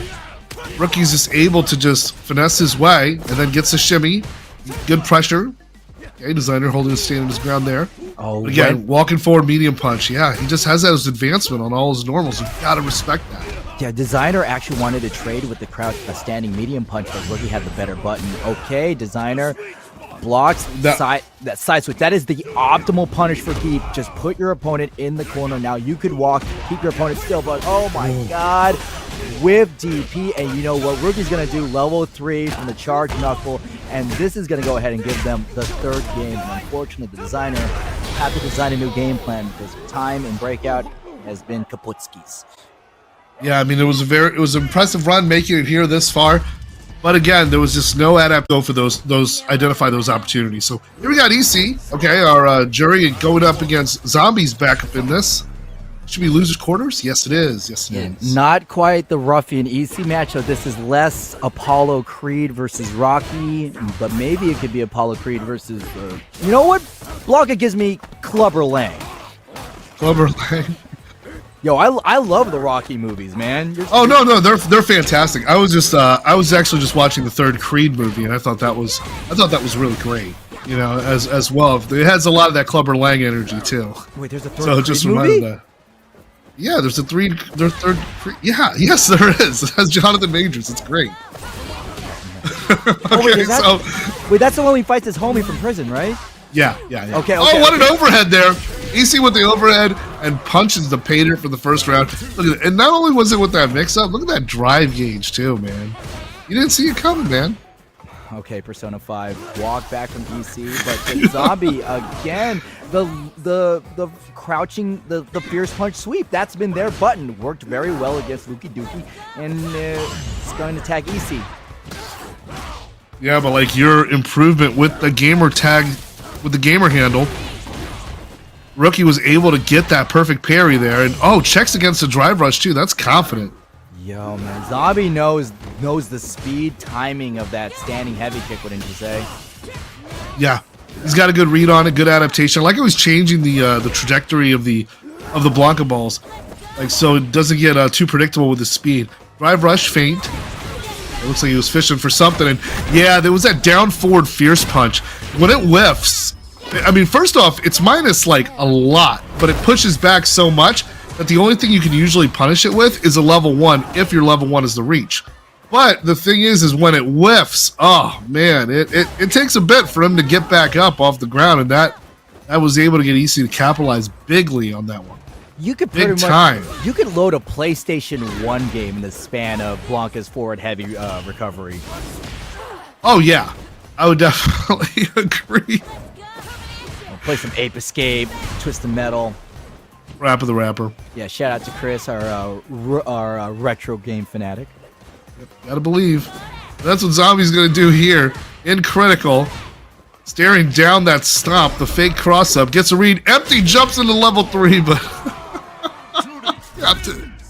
Zombie. Yo, that was gutsy. I don't know what to think of it. I mean, there's definitely some times when you're in the neutral where the stack is so high that you could get away with something blatant, but EC was playing too cool to get caught by that. Yeah. It's just like when you, especially like seeing in a Blanka matchup, it's like you try to use that as intel because now you're like, okay, I think I know everything I need to know about this character. And unfortunately, like as soon as you do that, oh, yep, that Blanka ball, didn't get the punish on that one. That one is mega unsafe. You can dash up and go coast to coast with it, especially with the drive gauge intact. Well, right now, going coast to coast is EC, but then gets tagged in. Who's going to show us the money? EC's going to keep on backing up here because this doesn't want to get in a situation where you're guessing whether it's the fastball, the screwball, or that thing I used to do in Ken Griffey Jr.'s Major League Baseball for Super Nintendo. Doesn't build enough super. Can't get into level 2 there, but Zombie's on Critical. I think we're going to see a level 2 from Zombie here. We haven't seen setup level looks 2. prime. Yeah, haven't seen too much level 2 from Zombie so far. Oh my god, went for this. Yeah, I'm surprised because, oh man, no, he tried to challenge that anti-air. But now, have you noticed, Chris, that EC has introduced jumping into this equation? Yeah, and especially being able to mix it up with that dive kick or like get that fake cross up there, which inevitable will be an actual cross up. And here goes that 3C, level 3, boom. And then look at the corner pressure gets off this too. Oh, and then just shimmies, gets the PC throw, the air-to-air, foot to the grill. You know, I know a lot of people watching that are like, yeah, Juri can do that to me anytime I jump in the air, but not in the case of, you don't want that to happen to you in the top 8. To seal it and make it a 2-0 deficit, Zombie's now staring down. Yeah, let's have business before pleasure, right, Chris? That's right. Oh, there goes that command grab too. You know, the thing is I have a few friends who main Blanka, you know, because I'm a nice guy. And I'm a nice guy. I love when they try to throw out that command grab, especially the non-overdrive one, the willy-nilly one, and you're able to jab through it. And I'm like, overdrive it. If you want me to stop blocking, you better spend some meter. You know, and really, if you want to surprise someone with that move, throw it out with an overdrive. Okay, I like that neutral jump there, yeah. Okay. Oh, man. But Easy gets right out of the corner pressure. Zombie really had the keys to the kingdom, but fumbled it right at the critical moment. And Easy, 1 round away from set point and eliminating Zombie. Yeah, it looks like you knew the matchup, like watching the early 90s films, Toys or Small Soldiers. Both were terrible. I mean, Well, the thing I remember the most from Toy Soldier was the Burger King commercial about the rodeo cheeseburger. It was flame broiled and delicious. well, I'll take you up on that. Light ball there by Zombie. Zombie's fighting back here. I love that anti-air, and he gets a juggle this time. Oh, wait a minute. Responds with the tech and gets the punish counter throw off that? Looks like the media. What was Zombie trying to do? I think Zombie just mistimed their meaty, and Easy is going to make sure that they get some big meaty damage with a level 3. And this level 3 is going to be Easy's time to stay in the bracket. Did you feel me? Confirms it off the OTG. And that's going to be off into the loser's semi-party. She's going to RSVP. It's like, I feel like Street Fighter 6 has gained in depth with this character. Like, she's got some really unique dive kick pressure, but her projectile game is quite original. And you see Rookie trying to drag his way on through it, and nah, you got to respect her a little bit, you know? Yeah, this is one of those times where, Rookie will be going up against knowledge checks. This character is so new, so it's really about how long has Rookie been in the lab for these past few days. Yeah, and you got to see, because the way that the fans ricochet off, like, they vary in such different ways, so much so that you have enough of a gap to be able to get a throw, or also, like, opponents could set up, like, some fuzzy guard situations there, and she quickly recovers from that Kachosin, able to get that anti-air. Now, what you're seeing now is after level 1, she gets fired up. That's what I like to call it, and then she got the fan of flames here. Now she's got it exhausted now, keeps the pressure going though. Is that Ryu and Boo is going to get a little bit of that steam with the chip kill. Well, things are getting a little steamy when Mai's on screen, wouldn't you say? I guess so, letting them know, Street Fighter is more than just a game for good boys and girls. Okay, Shout out Sakurai. now we go ahead and have Rook. This is some classic Ken stuff, but Liquid immediately goes for the wake up and went for the dive, but Rookie shows us that he can hit the DP. Who's doing a good job with the backdashes on wake up there. It's being able to avoid some of the Yokozeme from Rookie, and then keeps the pressure on with the throw. It's going to force to open him up, force him to hit some buttons there, fish for the counter hits. And Rookie burns themselves out using that amazing carry from Ken's throw, but okay, I like the decision to just go backwards, take up some of that space so you don't get cornered. Yeah, it's good patience there. Being able to stand ground, the drive gauges come back, and it's going to give him a good advantage here. Oh, excellent. You can see the adaptation from Rookie. He got popped by that fan once, and now has not been hit by that mix-up. Negates the block string, and Liquid looking pretty good. Ooh, catches a throw.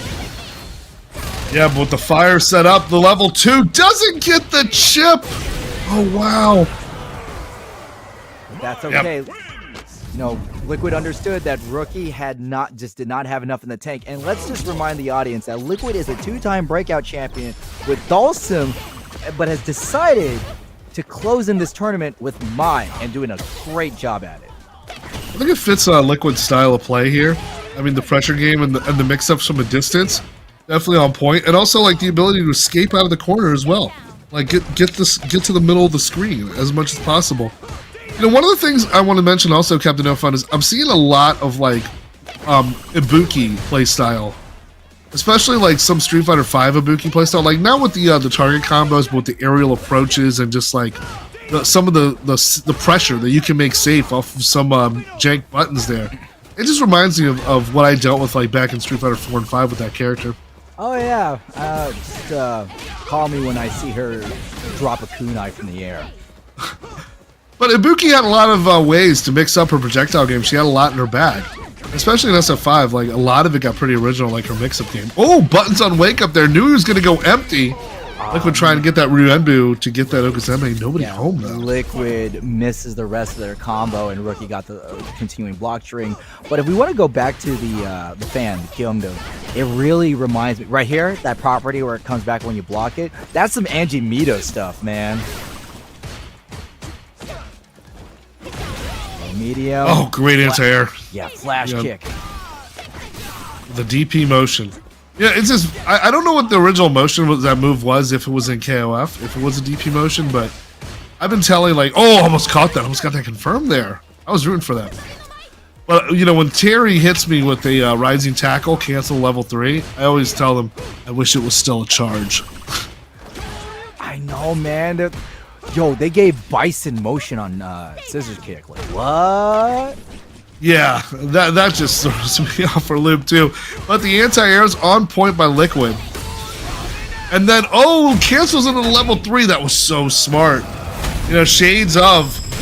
That's what Luke players do. They understand that opening, and then it was near critical. Doesn't need just enough to even it up at 1. Great awareness from Rookie to understand, like, oh, you know what? Let's go ahead, pop the level 3. But you're correct. Luke likes to do that if you try to DI through his charge knuckle. I mean, he was already in the process of throwing back-to-back dragon punches. He's like, let me just mash a little harder. Get the big boy damage. And right now, Rookie showing some great adjustment. We are 1-1. Oh, yeah, the OD version. Oh, there we go, there we go. Yeah, up the stand fierce and loops it with the way that the fans hit. Missed anti-air from Liquid, but we're going to go ahead and get the drive rush cancel. Sends Rookie to the corner. An easy throw. What's the mix? I'm so sorry, Chris. Yeah, say it out. Got it. Do not hit me. Sorry. Those throw loops, man, you know? They're just on the table. Rookie responds to that. Yes, good Shoryuken there. Whether or not it was a jump or going to be that dive kick. And then, oh, trying to fan these flames. Not happening. This Ken's a little too hot. This Rookie takes an advantage here. Let's see if Liquid is going to get a little hot on the collar with that one, because Rookie now has finally taken the lead in the set. Once again, keeping up the pressure, but Liquid is burned out here. So if you're Rookie, you want to close the distance. You run DI away. There we go.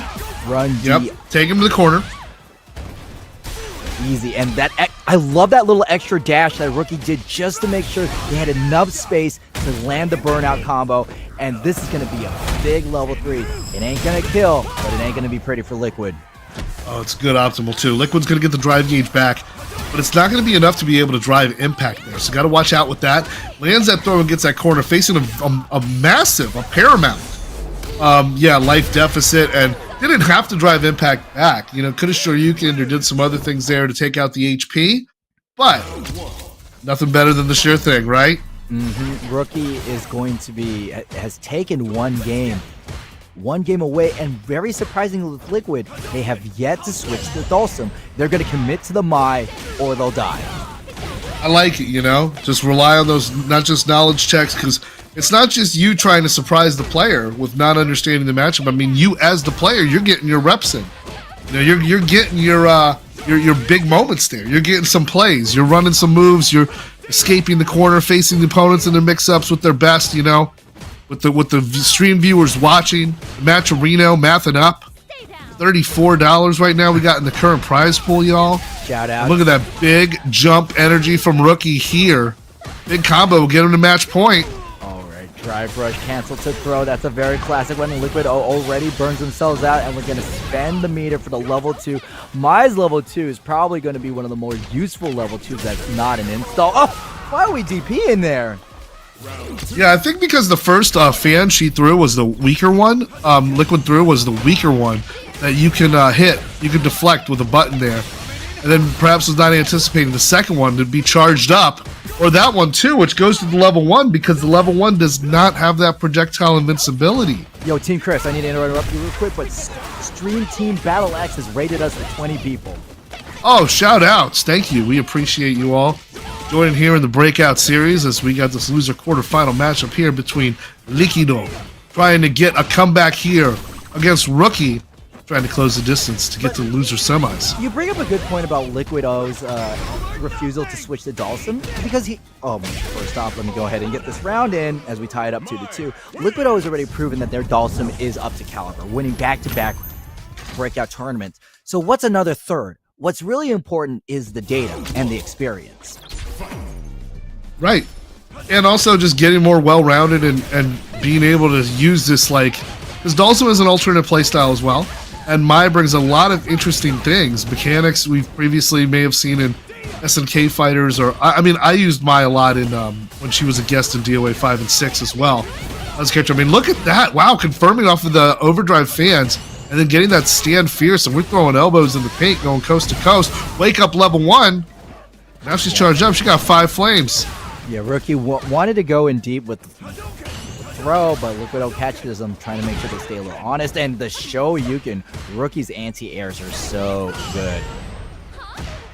Oh, just outside of the throw range. That's one of the things that's very common for us to try to throw after a perfect carry, but you got to be mindful of the spacing.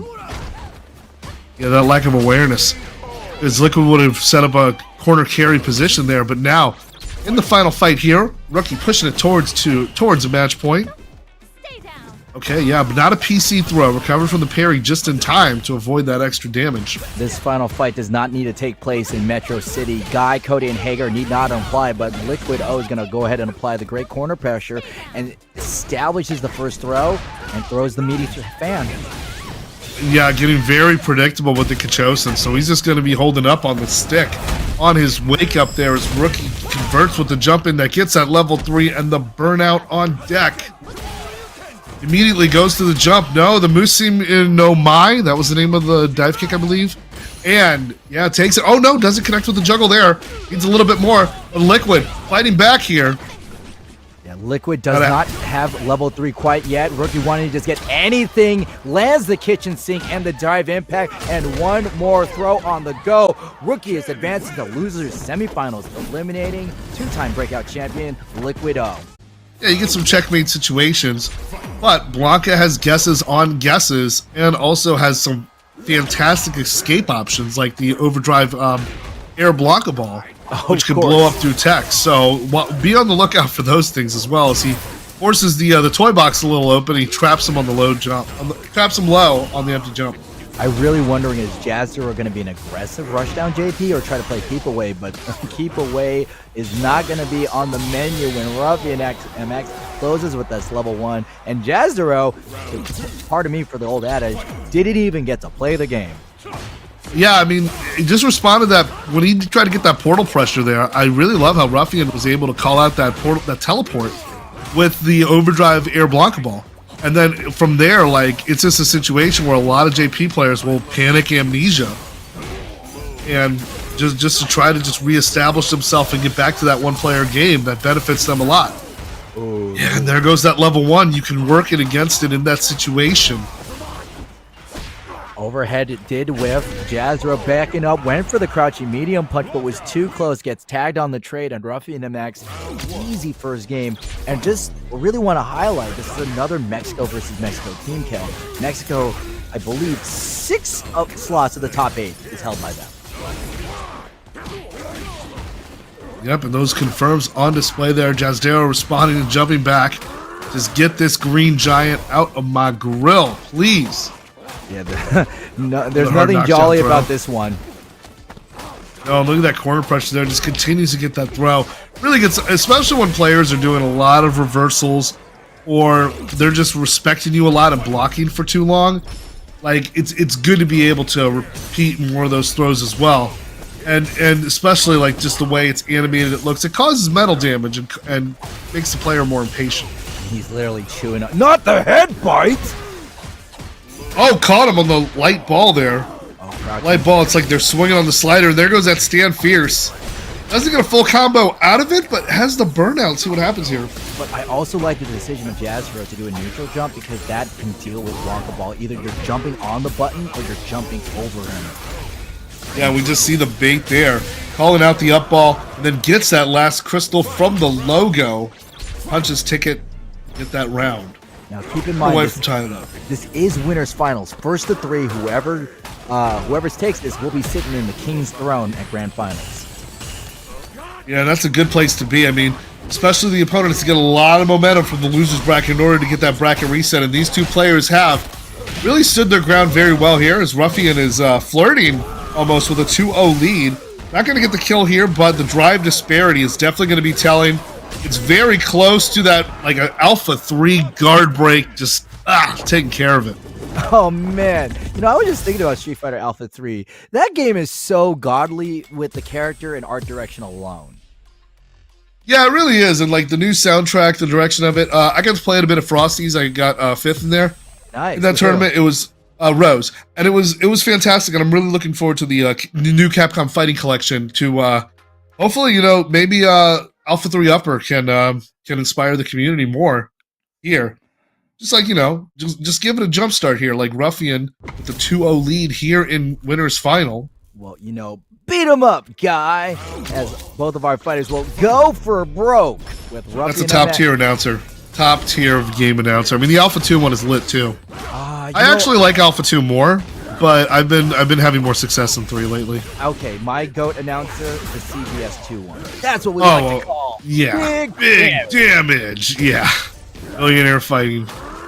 Oh, there we go. Yeah, don't want to parry that when they see that you're parrying the Blanka balls there. They're going to go for that light ball to stop short, get that throw, and then the awareness with that up ball there, making it a no-fly zone here in the training stage is Ruffian. Now on match point for grand finals. One away. Yeah, Jazdero better find an answer very soon, or else their time in the winners section will have their wings clipped. Okay, gets out of the corner. Oh. Uses that drive rush to get out of the corner there. Now established a bit of a zoning game. Got the portals. And we're going to sit comfy in the left side of the screen. RUFIANmx being real patient, picks her shot with the Blanka ball, but gets popped with the spike. Yeah, but you want to avoid the burnout here because that burnout happens. That level 2 is gonna give Jazdero the round if he opts to go for it after the burnout. Oh man, went to drive rush, but Ruffian came down with a better button. Backs away. Oh, did not punish the whip slide, but will get their parry punished with the throw. Yeah, empty jump throw over the parry, and we saw this confirmed earlier how it was able to do work. Worked a lot for Zombie, if I recall correctly. And just like that, and for Ruffian, it gets the kill, and Ruffian advances over to grand finals. I love that drive rush combo, man. It's a thing of beauty.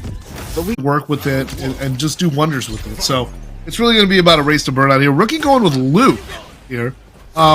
This is modern Luke, if I'm not mistaken. Correct? Let me. Oh, it's covering up. No, I see it. I see the C. Oh, okay, classic. Yeah, I just wanted to make sure I was correct about my moderns and classic there. And yeah, see how that safe jump is insane. That jumping fierce. How deep it is. You get so much advantage off that.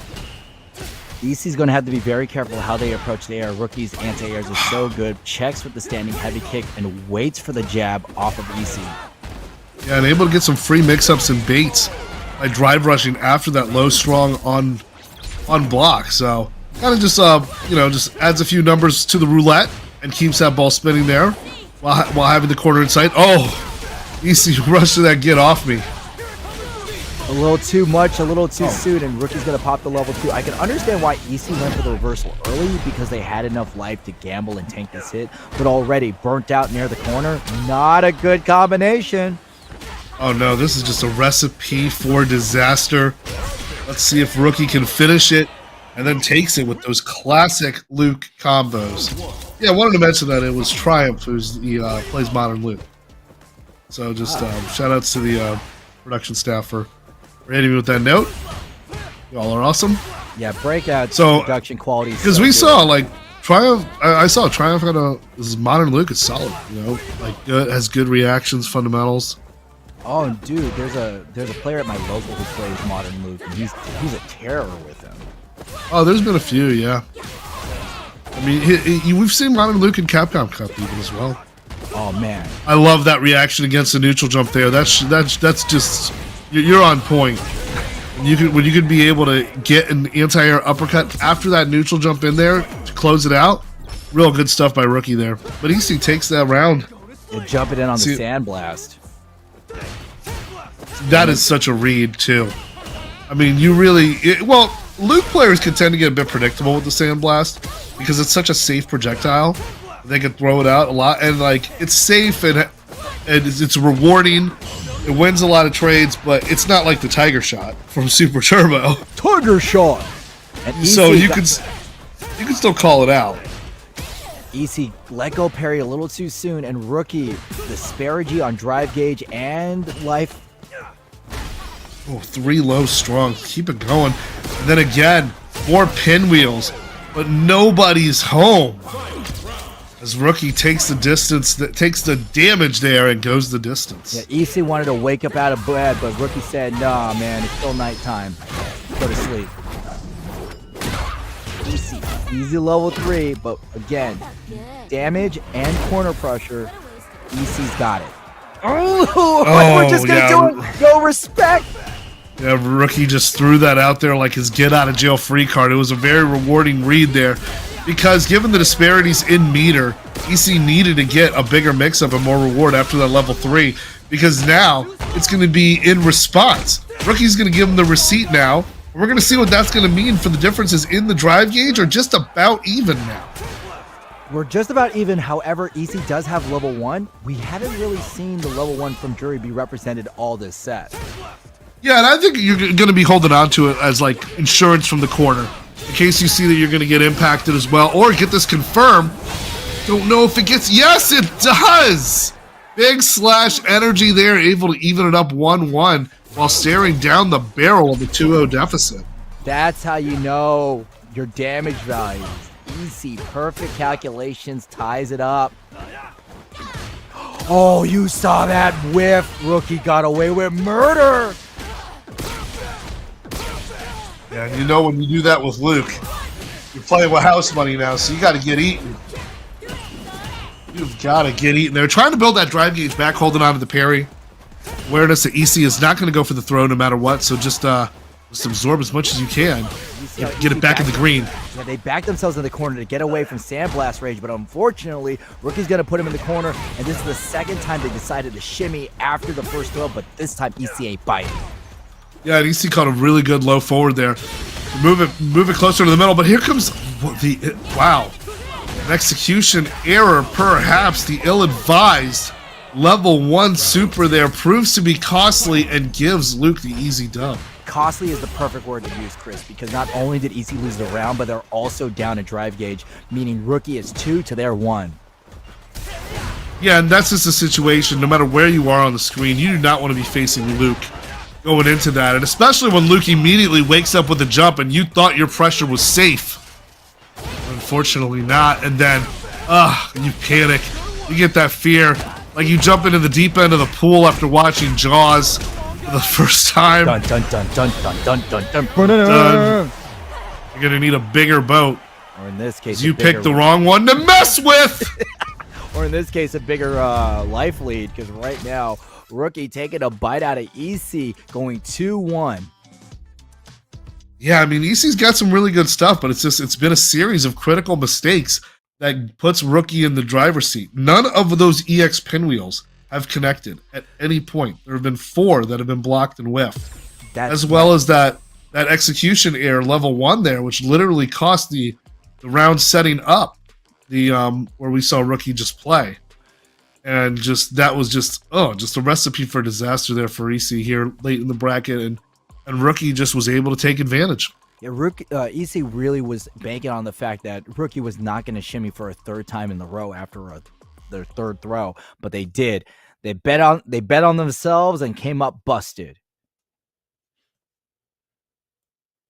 Yeah, we'll see where this set continues to go here as we looks like we are changing the levels, and we are ready to get on with the business there.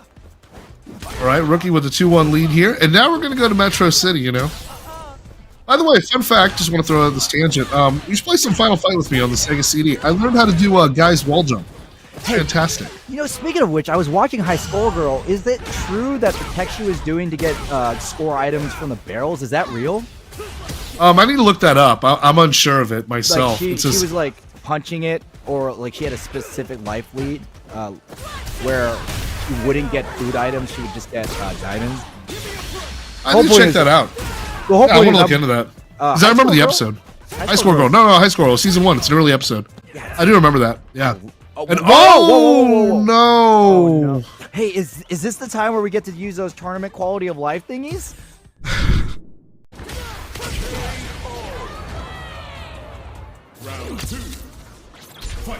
Yeah, so they're trying to recreate, as we're saying, we're just trying to recreate the settings here so we can have an optimal, we can make sense of it and ensure fairness in the wake of technical difficulties.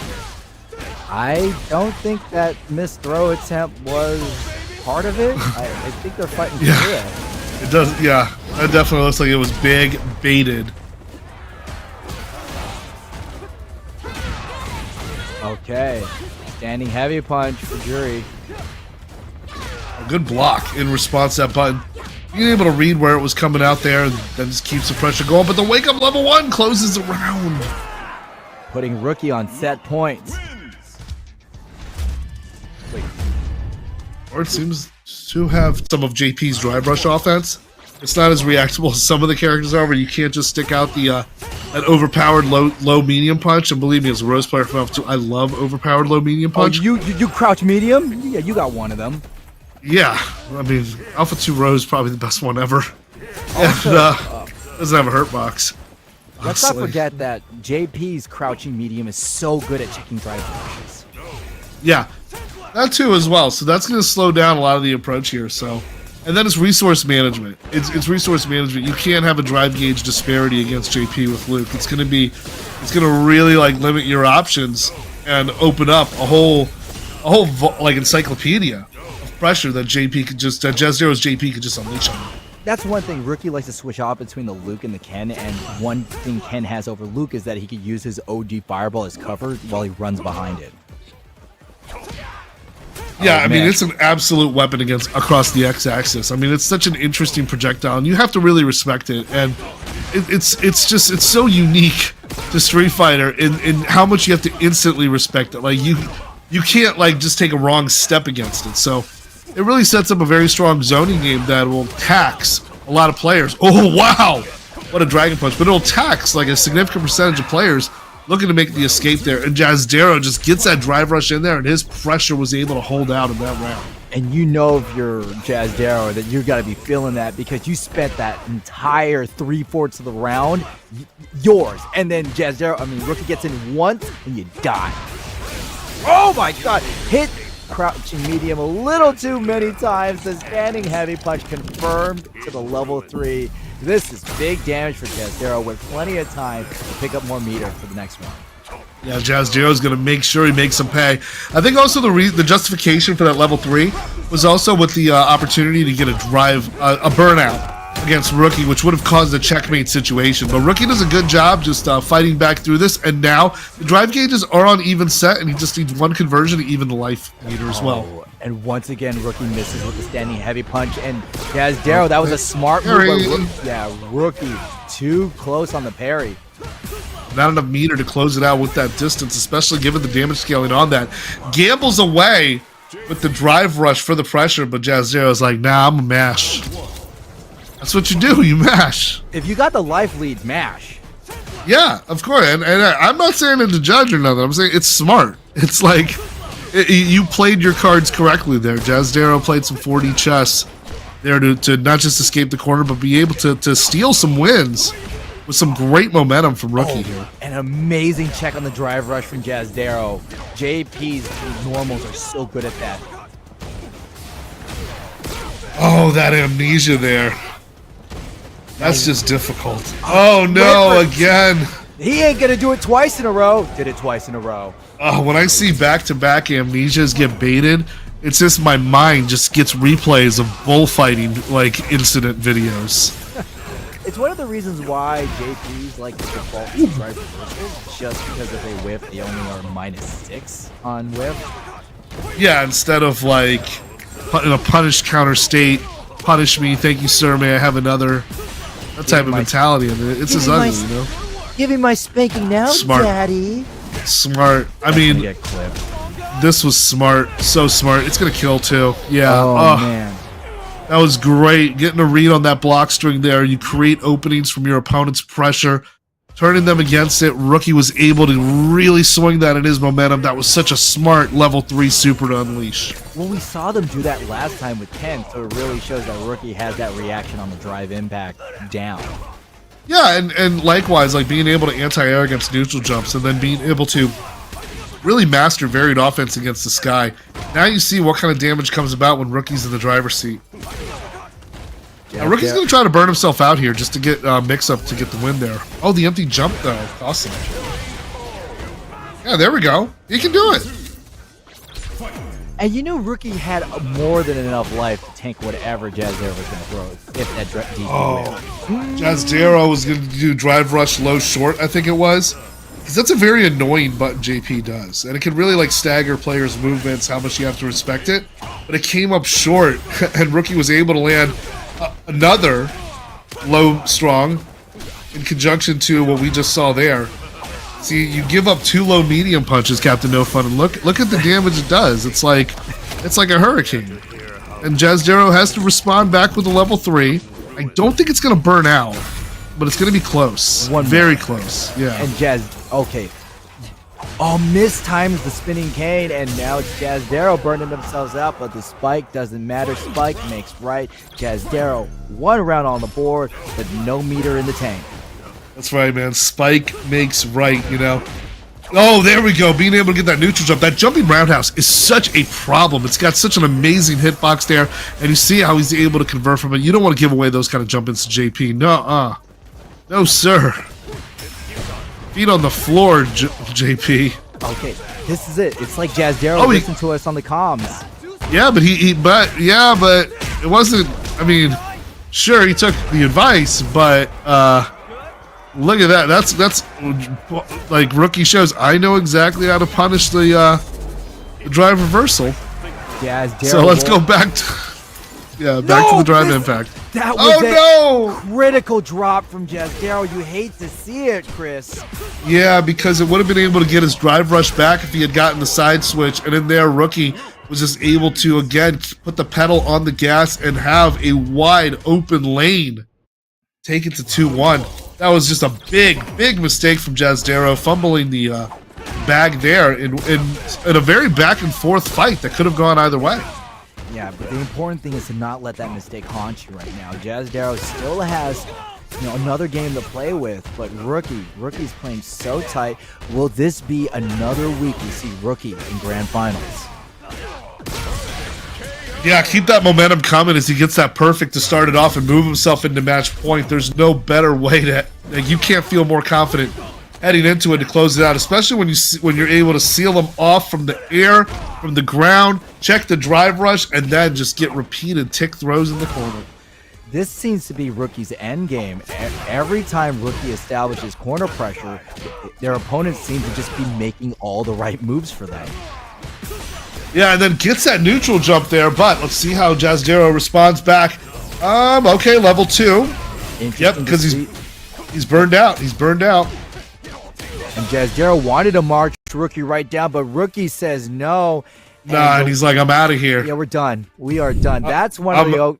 You see it works. The Abare was able to close it out in the wake of that level 2, and now Rookie moves on to grand finals. Don't say Abare again. That's going to make I love that word. I love that word, baby. Abare. All right. Lies in every fighting game. Let's talk about our top 8. RUFIANmx. Finally, we see grand finals with them in it, and in the privileged position, too, of the winner's side.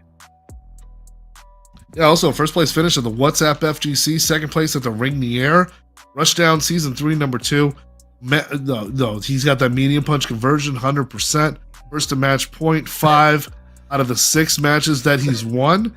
I mean, it's just good top 8 staffs, seeing how Ruffian can do work out here. Yo, Team Chris, I love you. MP conversion means match point conversion, but you read it because you're so FGC, you read it as medium punch conversion. Hey, man, I'm an RPG gamer too, so I think it's magic points as well. Mana points. He got that Thundaga. That's the level 3 one. He got that Thundog in him. There we go. So let's look at Rookie here, who's throwing the heat like Rookie of the Year. That kid on the Chicago Cubs. Main's Luke. We've seen some Ken. 12 wins out of 14 matches played. First to match point 12 times. Match point conversion 100%. This is 4th grand final appearance in the Breakout Series. First place finish at Good Fighters, and the 7th place finish at the King's Cup Season 2. Rookie of the Year is going to make sure to say that the pitcher's got a big butt, but let's see if this Luke is going to make sure all the other players are going to look at him. If we're Rookie, can they get the coveted top spot against our 6-time Breakout champion? Let's see, and hopefully, there's no Yeah, there's no shady manager trying to sell you to the Yankees over mom's wishes. Dude, like that was like the year. That was the year where we're just gonna get a bunch of top tier baseball family movies. Freaking The Sandlot, Angels in the Outfield, Rookie of the Year, Little Big League. Heck, Was that the one? That was when the kid managed the Twins. Yeah, even freaking Black Knight with Martin Lawrence. Wasn't he a baseball player? Yeah, he was. And there was a night in the King's Court where that kid was like the Little League player who goes to the medieval time. Man, we just brought up a lot of stuff that should have stayed in the 90s, you know, so that but likewise, you know who shouldn't have stayed in the 90s? Blanka. And we got, I mean, loving the Blanka representation here at Breakout. We got a lot of big energy going with our Thundaga dogs out here. RUFIANmx going up against Rookie. Luke versus Blanka. This is a fun matchup here with I know Mena knows a lot about this matchup. Yeah, doesn't Mena play both these guys? He does, yeah. So both of Mena's mains here. Whoa! Oh! Whoa! A pair of drive impacts there. I like what I'm seeing. Hey, Rookie wants to reset that bracket. He's off to a good start. He doesn't get paid by the hour, Cole. Yeah, see, that's why I was saying that MP conversion, because he's just converting with it. Perfect parries, and then gets that drive rush punish. Ooh, okay. Rookie. Oh. Somebody's been playing replay takeover. Okay, takes on the empty jump with the two low shorts. He's going to power up some of those who get this. You know, needs a converter if he's moving over to Japan, Russia. If it's NTSC or PAL. My boy Ruffian here getting the connection as he gets his point here on the winner side. But if we're going to be talking about conversion in Japan, we're going to need that data plan converter because Rookie's on the back foot with their knowledge. Oh, this time the license to drive has been revoked as Ruffian burns out Luke here, but Luke don't care. He's going to mash that low MP and still keep it going. And here comes that level 2. Let's see. Let's see if he's nice with it. Let's see. He got the slide. Oh, no. You can't get that neutral jump on me, though. He's still going to anti-air it. Oh, there we go. Big shocker with that level 1. That's no Shockmaster right here. Ruffian misses with the standing heavy kick, but picks it up with the drive impact. Early first game lead. Ruffian, 33 and a third chance of their way to winning. Let's see if they're a genetic freak and they're not normal.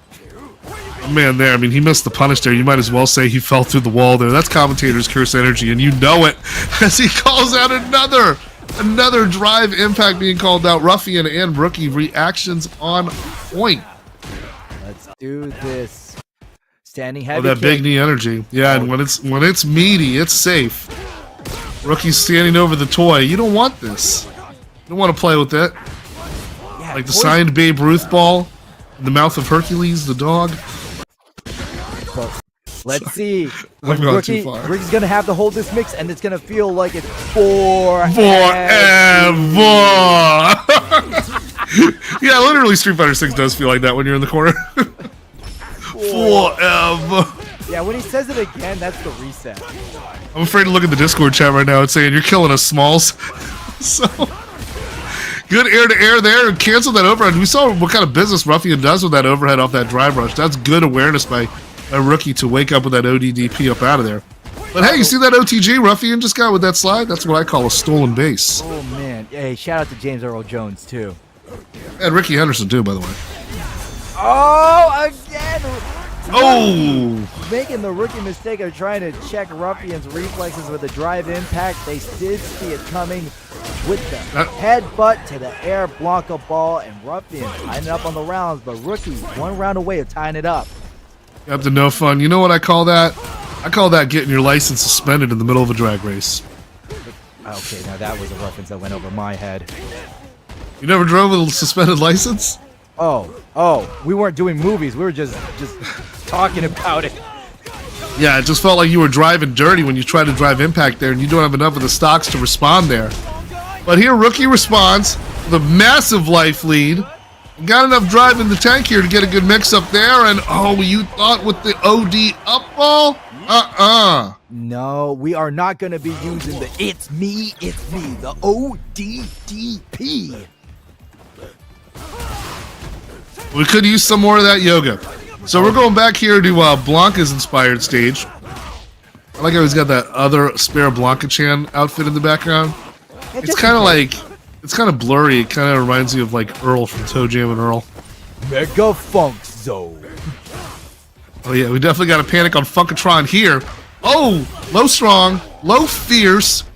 Rookie's fighting back with that little ounce of drive rush he got back. But we missed the shimmy attempt, and Rookie making sure to land a few block hits, because that's a great way for us to build the drive gauge. And finally, the drive impact makes Rookie in the driver's seat, and let's see if they're going to run into the 90s with this offense. Oh, Rookie right there just going coast to close it out there, moving closer to that bracket reset. See, that's one thing I like about when you get in grand finals like that. You're just trying to get like the first set like as even as you can, so you know you're 1 point away from that reset, and then it's got to dawn on the winner side player's head that it's like, oh, I could have gone home. Now I gotta play extra minutes. And then you got to test yourself. It's really a test if you really enjoy Street Fighter or not, if you're happy to work overtime. Oh! Man thought he was going to attack. Rookie wanting to clock in extra minutes, but Ruffian made sure that realized that Rookie is calling collect because they want to collect their $36.20 from the pot.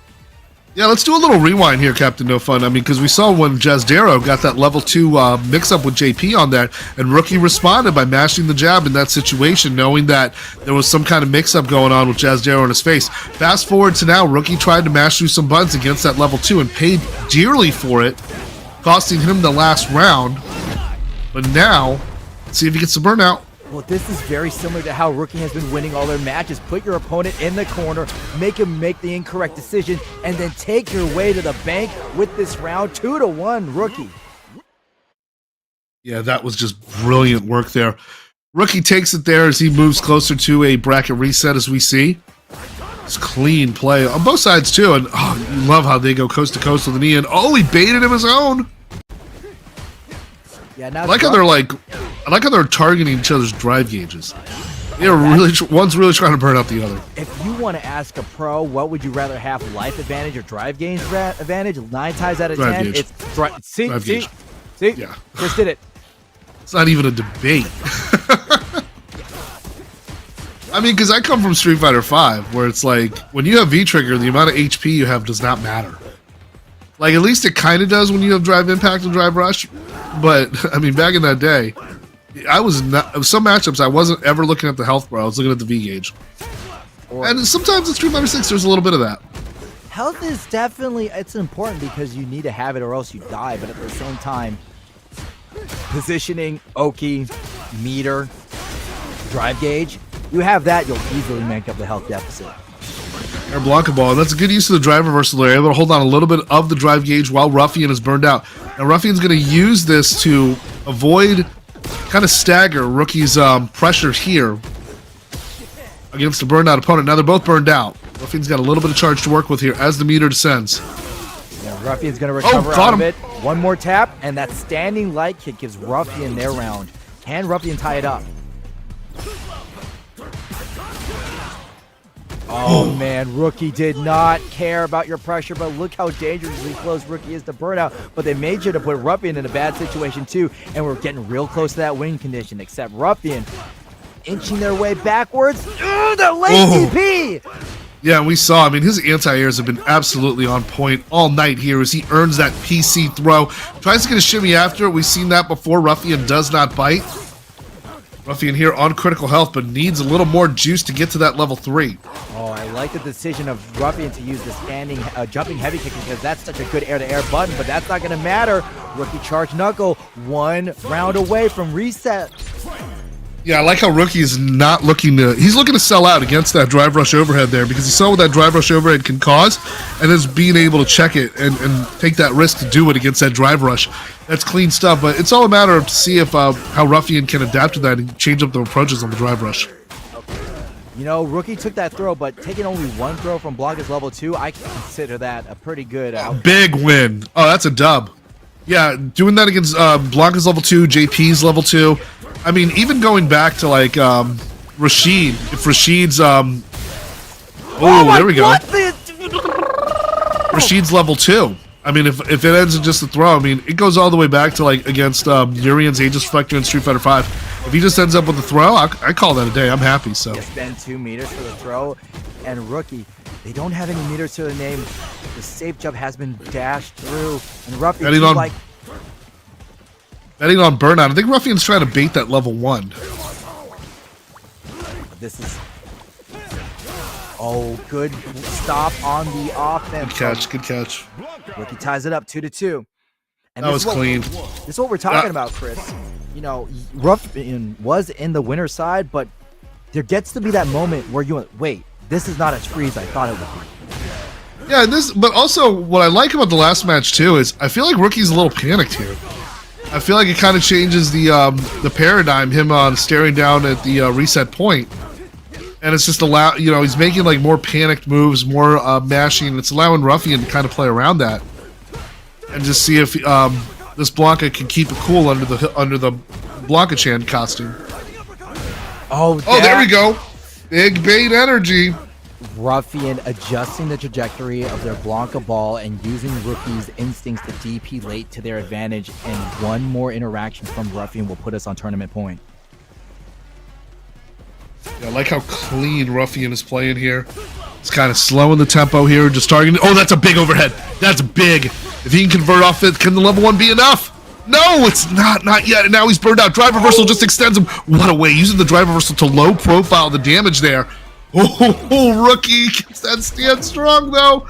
Reset point. That is a good point, Chris, about the drive reversal. Rookie could not just use the Sandblast because of the low hitbox of Blanka. Yeah, also it got him out of a very, very terrible situation there. And now he's able to cash in with a read on that Sandblast. Gets the big jump energy and the bigger bait. Oh, and he's going to turn up the power as well. This is going to get him closer to tournament point. They're off of a perfect. What a momentum here. Jimmy with the shocker. Can Ruffian take it home or reset? 1 round to decide. Reset point or tournament point. This round's going to decide most of the marbles. He needs power up. Goes with the level 2. Power up. Get that big charge energy. Yeah, he's trying to really tap into that altered beast mode. But can Rookie rise from their grave as they rise with the DP, misses with the throw, but gets the perfect parry off the crouching medium punch, and now it's Rookie taking Ruffian to the corner. Yeah, we just wanted to get that corner carry there. Don't want to spend too much resources when the damage is massively scaled. Rookie now has level 3, though, on deck, so you want to be careful about that. But it looks like Ruffian can get a level 2 and then establish a mix-up game here off that knockdown. Drive reversal. I like that decision. Keep your opponent in the corner, but Rookie gonna give it away. Went for the overhead. They interact. That is it. The drive impact works in Ruffian's favor as he punches his ticket to another Breakout Series victory. And this